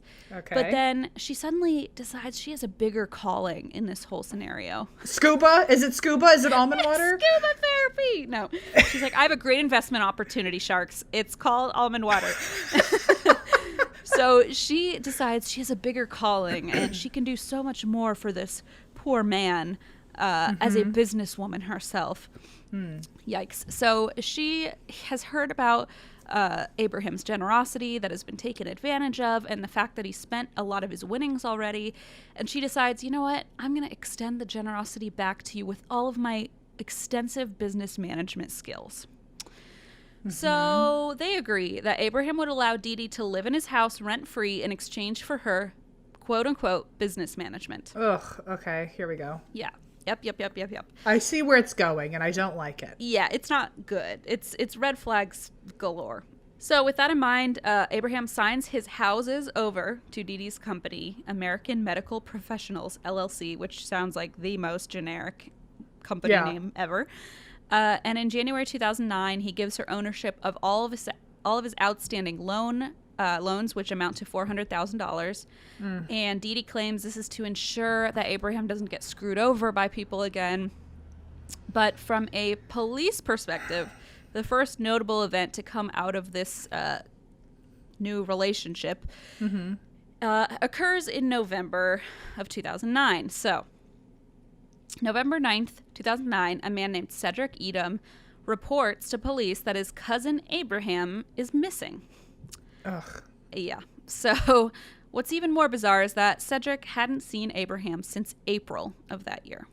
So, to give you kind of a timeline or to like recap this, so in January of 2009, he signs over his houses, his bank accounts, everything to Dee Dee. In April is the last his family sees him. And then in November, they report him missing. And so it wasn't just Cedric. His family also hadn't seen him in all of this time.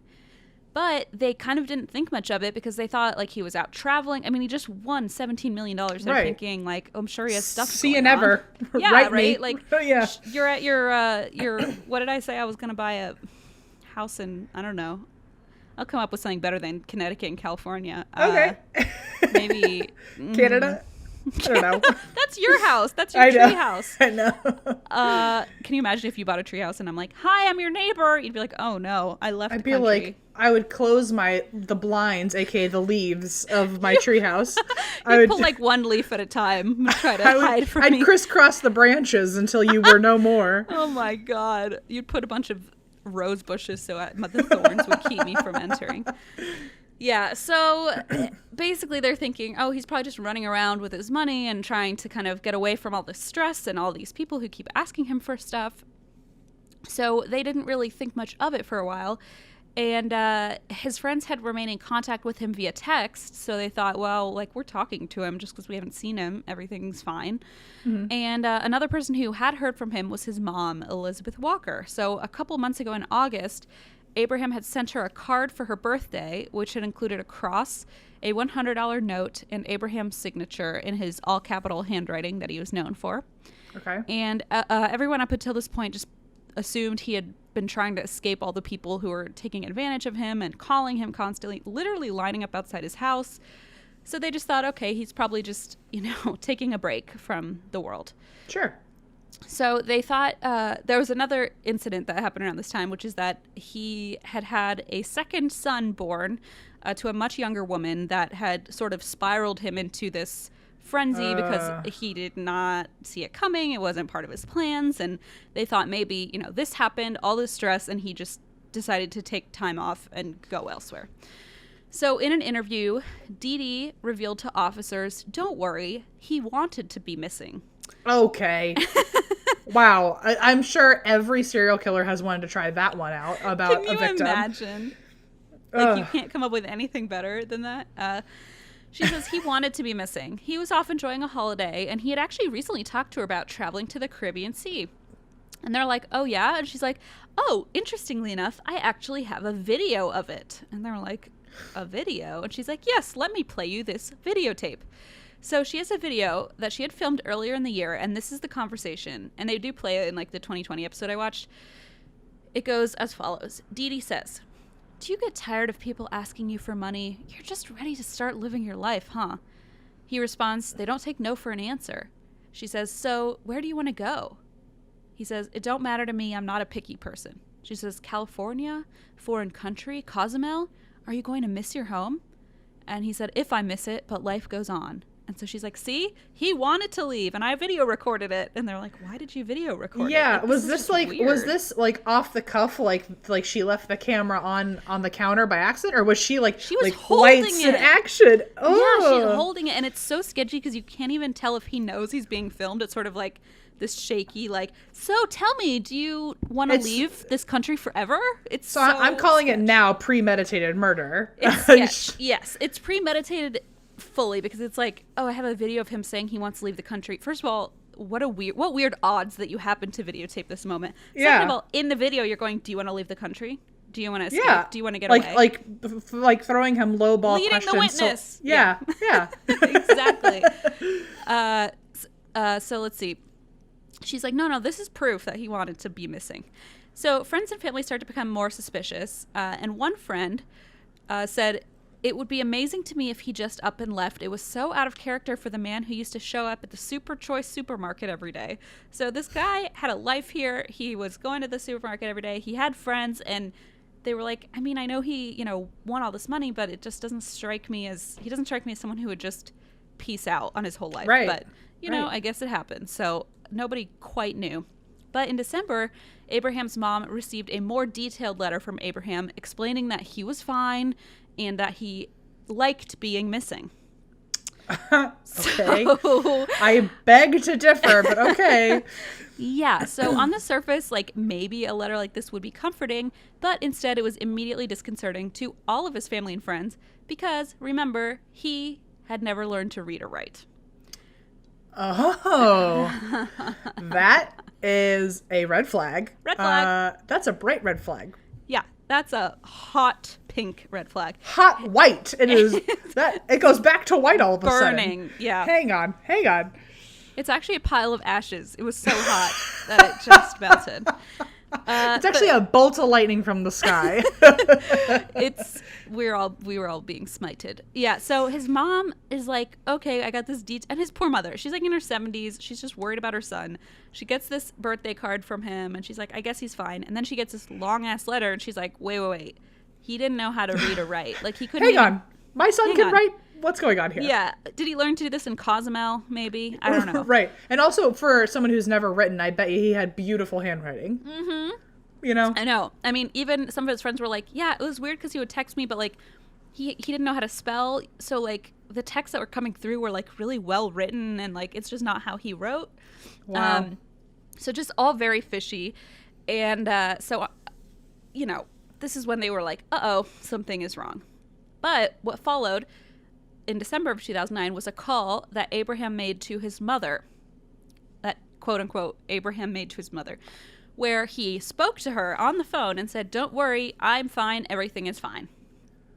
So really fishy, really shady, and it would only be a month later, January 29th of 2010, that investigators were led by a tip to a backyard of a property owned by 23-year-old Shar Krasnicki. So this 23-year-old man, Shar, had a property, and underneath this property, under 9 feet of dirt, they found the body of 42-year-old Abraham. It had been buried under a newly constructed slab of concrete. He was found wearing red denim trousers, a white shirt, and a bomber jacket, but his shoes had been removed, along with all metal, like the zipper of his coat. Huh. And so apparently somebody had been thinking of metal detectors and had removed any metal off of his person. So clearly this was Again, premeditated. Yes, exactly. Yeah. Like this was clearly not an accident.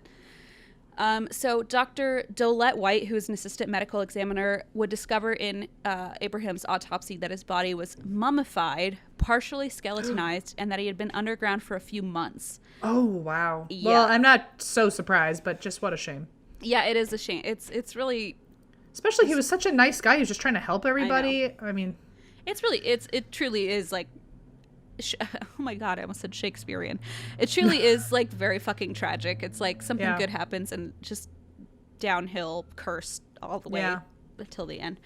And I will tell you, every episode like 2020 and True Crime Daily, the number of Shakespearean references, wink wink, they're like, but this shrew wouldn't be tamed, and I was like, oh my god, like, get out of here. Dorky, but they didn't act like they were being funny. They took it very seriously, and it was like, okay. Okay, well, I hate love it. I know.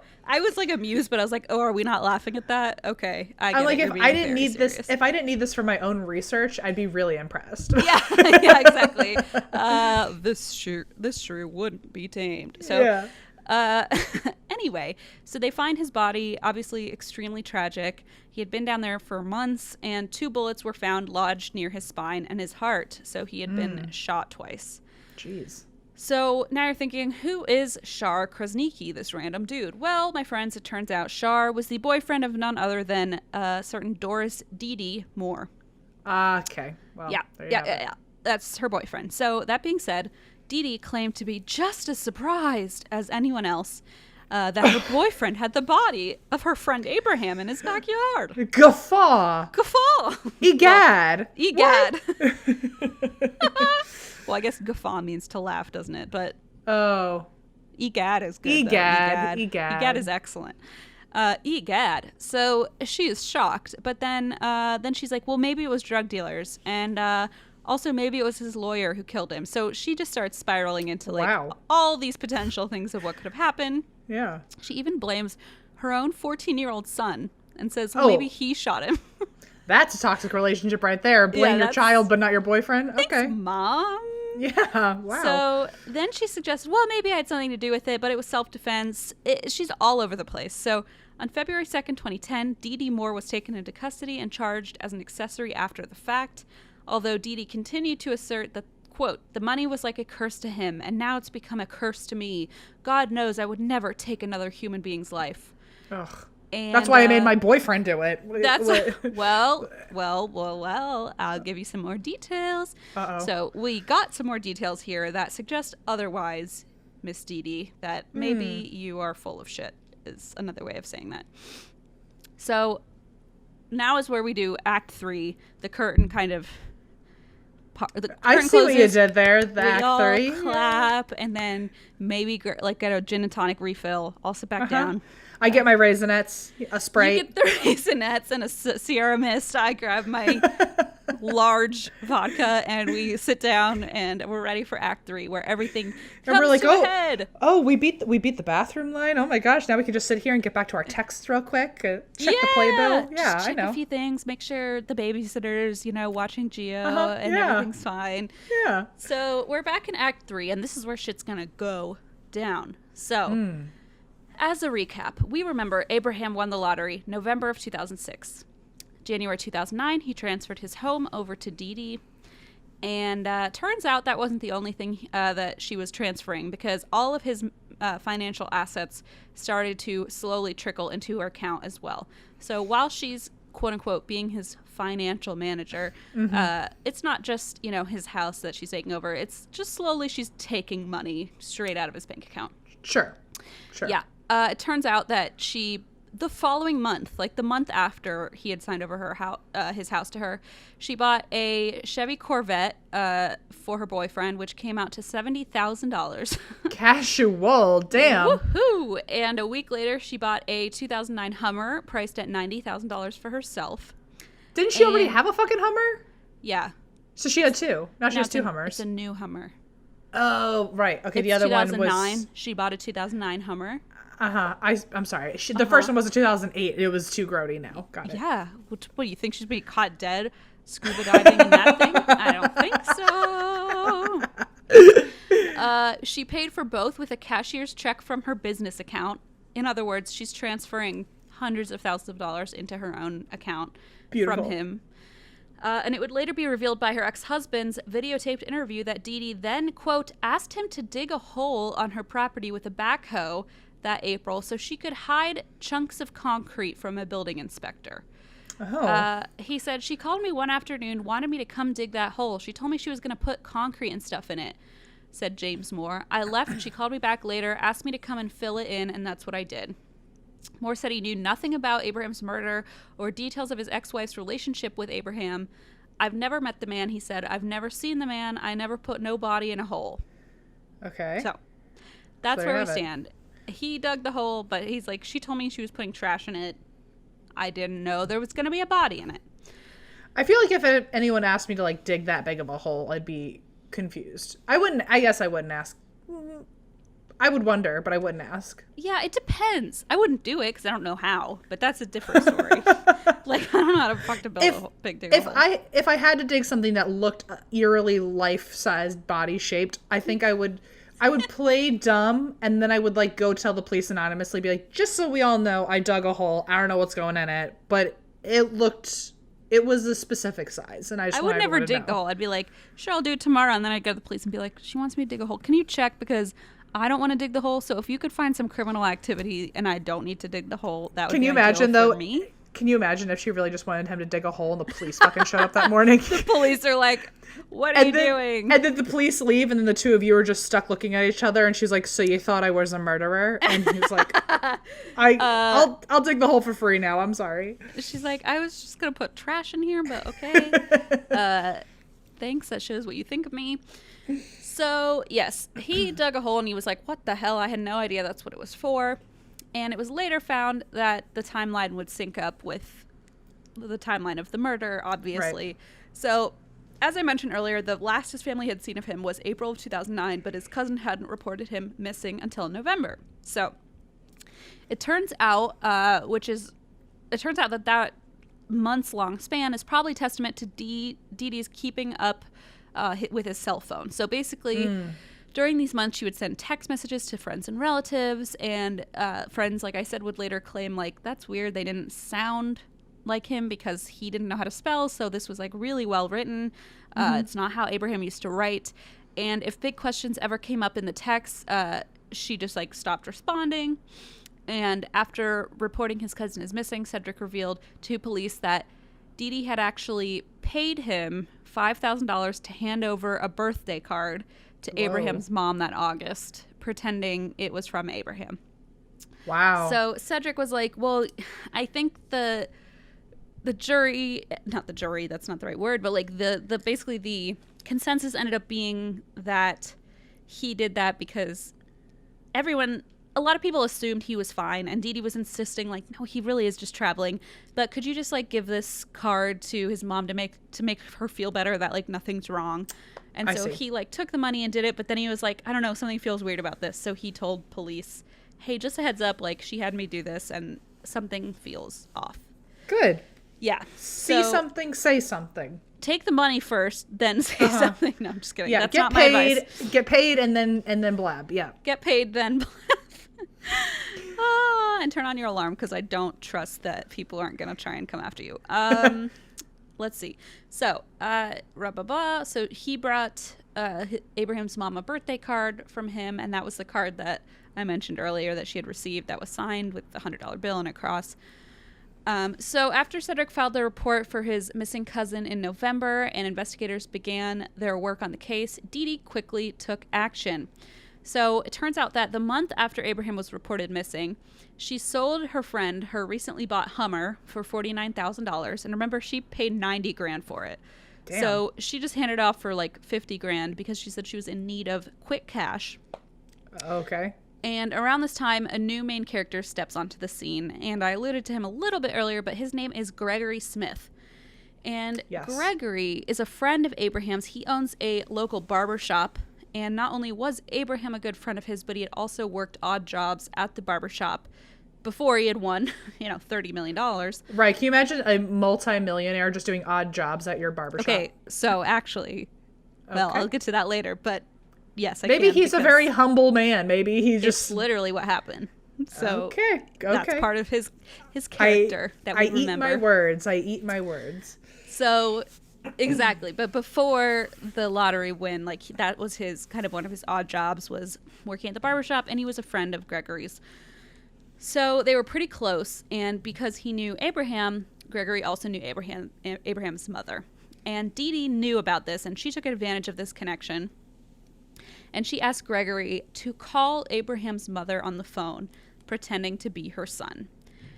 This is a little sketchy, but this is another situation where like Gregory is the one interviewed on, he's like the main character in most of these kind of documentaries, these crime, like 2020. And he explains what happened. He said, she was like really upset, Dee Dee, and she was like, he's fine. I swear to God, like he's on his way back, probably. Like I swear to God, nothing happened to him. but do you mind calling his mom just to ease her worries? She's really stressed out. She's really upset. She's in her 70s. Can you just give her a call to make her feel better? So he took $300 to make the call. He agreed. Okay. And he told 2020 he thought he was just giving Abraham's mom some peace of mind while they waited for him to come home. So Dd took Abraham's mom to a loud restaurant. And when the phone rang, she said, "Oh, that could be your son. Maybe you should answer it." Okay. Sneaky lady. Okay. So, the mom answers the phone, and Gregory's like talking in kind of a stilted way. He said he was trying to talk the way Abraham talked. Right. And apparently Abraham's mom was like, "Okay, sweetie, like, gotta go." Gotta go. Yeah. The phone hung up, and apparently Dd assumed that the mom had been appeased and all was well. Off her case. So what Gregory didn't know is that police had already had their eye on Dd, and they were therefore tracking her phone. Fun! Okay, got it. I know. So they caught the call coming in from Gregory, and shortly after he made the call, he was pulled over by police who had tracked his cell phone. And instead of arresting him, they offered him the chance to help police bring Dd down. Okay. So he had no idea Dd was even involved in any of this. And they were like, "Hey, fun fact, that lady that you just kind of helped out who paid you $300, she's actually like wanted in the connection of in connection with the disappearance of your friend. Can you please help us out?" Can you imagine being him and he is like, "Oh my God, I totally helped facilitate like this weird escape that she got, the thing she got away with." Exactly. And it's sort of like, it's a good thing it happened because it allowed the police to kind of bring him in to be part of the team, but also it must just feel so icky afterward to be like, I didn't know I was a part of that this. You were contributing to like furthering his disappearance or whatever. Yes, like covering it up. Exactly. And so I think that is why he gets really involved and he's dedicated to bringing her down, because he's basically like, I knew I needed to make up for this and I needed to make it right. And so he's like, yes, I agree. I will. They didn't even know at this point. I want to point out this was before, because we had, Act 3, we'd gone back in time. This was before they even knew he was dead. They just knew he had vanished and he was reported missing. So Gregory doesn't even realize that he's dead. But he's like, okay, the police think Dd has something to do with this. I'll help figure out what it is. So he began meeting with Dd regularly, building rapport. And they offered to put a wire on him, but his direct quote was, "I'm from the streets. I know how to do this." And so he's like, back off. Okay, Mr. Greg. Okay, Mr. Gregory. Gregory had a plan. He took a Red Bull can. He cut off the top of it. He hid a microphone inside the Red Bull can. He put it in his cup holder and put the top back on it. And then he would use it kind of as an ashtray so that she wouldn't question why it was in the compartment.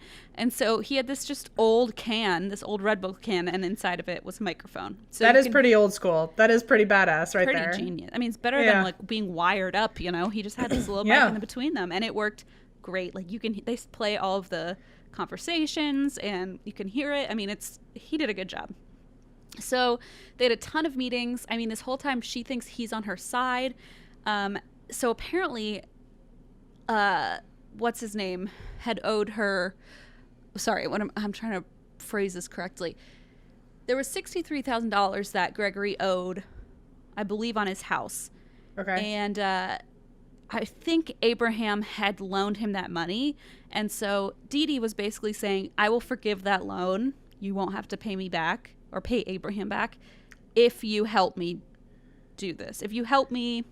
That's just, I mean, it feels fishy though. It feels like if someone gave me that offer, I'd be like, that's a really one-sided, that feels only useful to me on my end. Yes, right. If someone said like, oh, you don't have to pay your grad school student loans if you just make a phone call, I'd be like, something is up. I don't like that. I like it, but I don't like it. I like it, but I don't want to like it, but I do like it. I like it, but it feels like I will get, someone's going to be mad at me, and I don't like that. Yeah, I think maybe I'll regret this. And so you know, obviously she doesn't know he's working with police at this point, but she thinks, well, I mean, with the offer of basically like forgiving $63,000 in debt, like he's just going to agree to it. So she thinks he's like fully on her side. You know, I'm going to be honest. I don't remember if either she offered to pay him $63,000 to cover his mortgage, or if he had already been paid that and she was forgiving the loan. All I know is there was $63,000 in play that he would no longer need to worry about if he helped her. And at this point, she hadn't made it clear yet that he had died, but she had made it clear that something had happened and that she needed his help to steer the police away. Okay. Again, just another reason for me to be a little hesitant. A little worried. But again, you know, with the promise of like 63 grand, she was thinking, well, I mean, it's not surprising he agreed to this. Like, it's a big chunk of money, and if it saves his butt financially, then maybe he'll go along with it. So they had a ton of meetings. She thinks he's on her side, and she tells him, if police ever question you about any of this, you should point them to this guy named Ronald. And he's like, who's Ronald? And she's like, oh, it's a drug dealer I made up. So Mr. McDonald? Is that who we're talking about? I know. That's my first thought too. And she basically said, this guy's Ronald, and he's a drug dealer, and he's very dangerous. He's not real, to be clear, but this is the guy we're going to pin this on. And Gregory's like, yeah, sure, totally. Ronald, got it. I'll tell them Ronald did it. So in January of 2010, Gregory had built up enough rapport with Dd Moore that she confided in him. And finally she says, hey, I need to know if you know anyone who will confess to law enforcement for the killing of Abraham in exchange for money.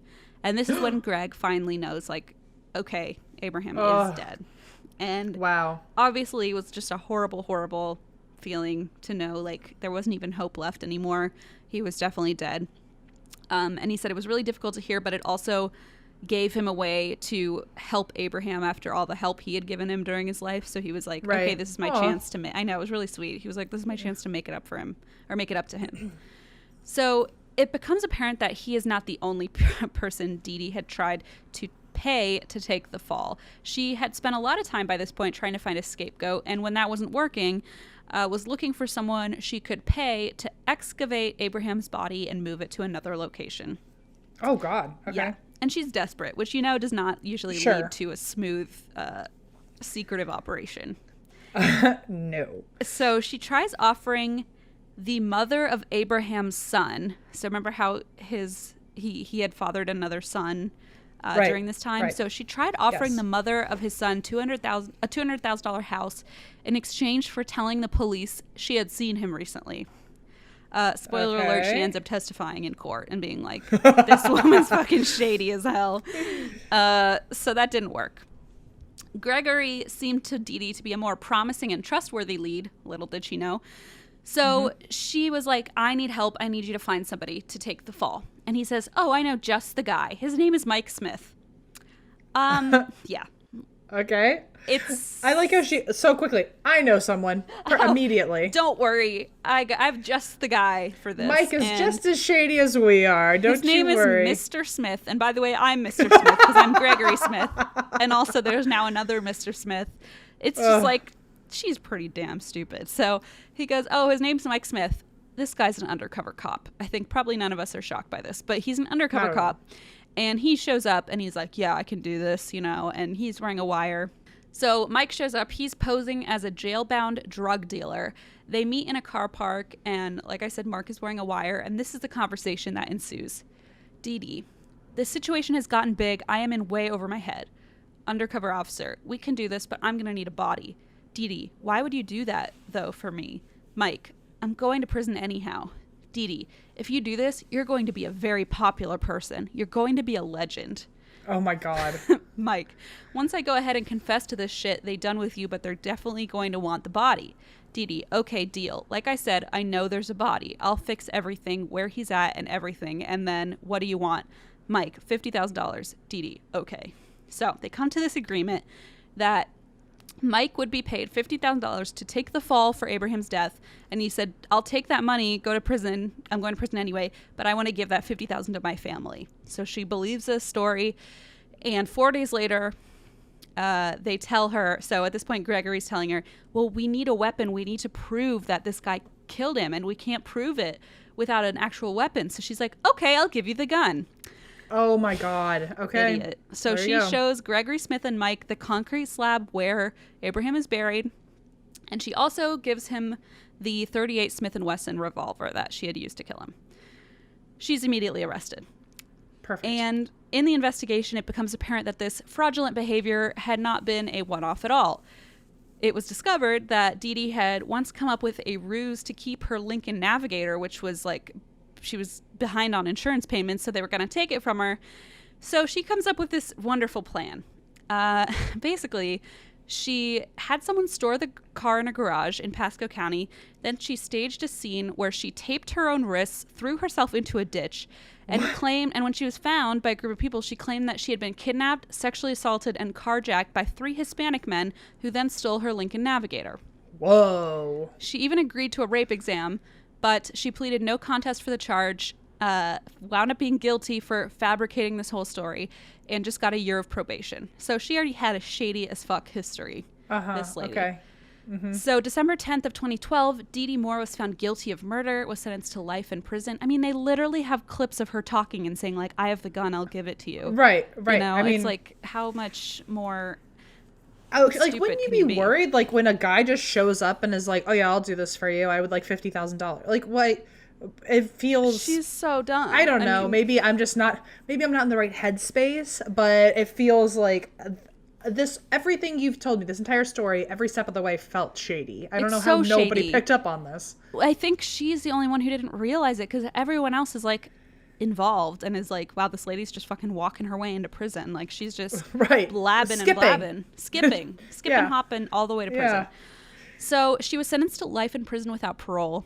They have some clips of her in the courtroom. It was a really dramatic trial. She kept breaking down into tears. She, at one point, said she went into anaphylactic shock while in custody because she had a cut on her ankle and took, like, some antibacterial thing. Oh, my word. Because she had a cut from her handcuffs. So she started stumbling over her words, and she said, oh, my tongue has gone into anaphylactic shock. This woman is fucking cuckoo bird. Okay. And she also, when they were like, well, she claims her... to this day, insists she's innocent. And every time someone says, who did it? She's like, this is so embarrassing for her. They have her in the interrogation room and they're like, well, we know you did this. She's like, no, I didn't. This was the work of a drug dealer named Ronald. Oh, good night. And they go, oh, Ronald? And she goes, yeah, his name's Ronald. He threatened to kill my son. I know he killed. And they were like, girlfriend, we have literal clips of you saying you made up Ronald. Like, how stupid. She's like, oh, Ronald's a fictitious drug dealer I made up. And then she's fucking in the interrogation room. She's like, there's a scary man named Ronald. And they're like, we know you made him up. What are you talking about, lady? What a Looney Tune. Wow. She's cuckoo bananas. So she was described as a sociopath by a psychiatrist who said this is classic sociopathic behavior of somebody who thinks they're going to outsmart everyone, even when they so clearly aren't outsmarting anyone. She just believes... like, literally delusional. So confident in her brilliance that she thinks she's going to talk her way out of this, even though literally nobody believes her. Because it's on tape that she's a murderer. Wow. So, essentially what happened was, at least what she's been convicted of, is that she got all of his money. He found out about it. As an Abraham, he threatened her, and so she killed him first, shot him. So obviously this is all about money, not surprisingly. She had been stealing it from him. He found out. And then in 2017, Dee Dee appeared in Channel 4's documentary Women Who Kill, and she used this and every other platform that I've seen her on to prove her innocence.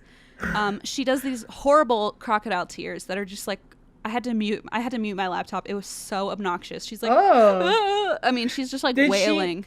Tell me she mentioned Ronald, and then they did a side-by-side where they played the audio of her saying Ronald wasn't real. She mentions Ronald in every freaking interview. And it's like, she's just trying to create some backwoods theory, backdoor theory, where she's like, no, this is real, I swear.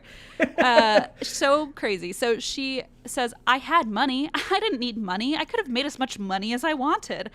Abraham was worth more to me alive than he was dead. I would not have killed a man in the only carpeted room in the house. Come on, I'm a woman. Like, okay. Oh, that has a lot of things I could comment on. Okay. Never threaten the carpet of this beautiful mansion. Not me. This beautiful McMansion carpet. So, since 2017, Bustle has reported that Dd is looking for a retrial because her original attorney didn't allow her to testify. However, her attorney says, oh no, she insisted she would not testify. She's just blatantly lying. Oh, good. And she claims that Greg Smith had tampered with the jury, and she maintains her innocence. And in the 2020 documentary, this is my favorite part, she explained that she would never hurt nobody. I liked Mickey Mouse and Donald Duck and Disney and Tinkerbell. Excuse me?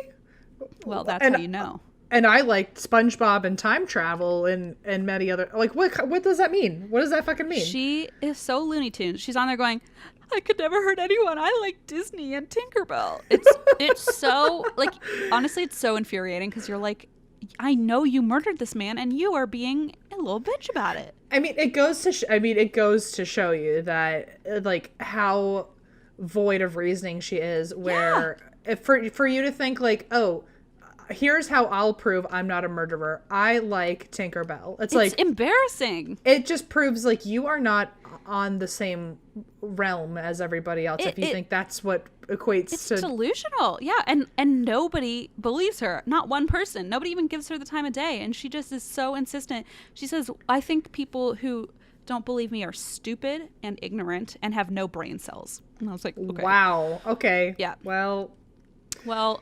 I don't agree. No. Well, don't you? But she likes Tinkerbell, so. Oh, well, my bad. Okay. Yeah. So final note here, Abraham Shakespeare is survived by his children and his mother, Elizabeth Walker, who is devastated but remembers him as the kind of person who, if someone asked him for help, he was always trying to help them. And I think that was very much showcased by his, lottery winnings. His friend Greg, and the owner of the barbershop, loves to share stories of Abraham to this day. He told, now this goes back to when you were saying, oh, can you imagine somebody working at the barbershop? Yeah. He told one funny story of Abraham still coming to sweep the barbershop even after winning all of his millions. He would come in and sweep, and Greg would be like, what the hell are you doing here? And he's like, oh, I'm just cleaning up like I'm supposed to. And he would occasionally pick up pennies, and he would say, why are you picking up pennies? You're a multimillionaire. And he would say, I've got dollars, but pennies make dollars. And I just thought that was really sweet. Wow. What a just genuinely good person. I know. It makes it really extra tragic. And in somewhat incredible news that barely seems credible, which I guess makes it incredible, this headline appeared in the Ledger in 2017. Quote, mother of slain lottery winner Abraham Shakespeare's son, so this is the mother of his son that I mentioned earlier. Yeah. Wins $1 million jackpot in Lakeland, Florida. What? She won $1 million in the lottery. What? Yeah. Wait, that's so bizarre. Isn't that wild? Like the odds of that must be like astronomical. I mean, what were the odds for him? And then like, what's another like million? Right? Of a rate. I mean.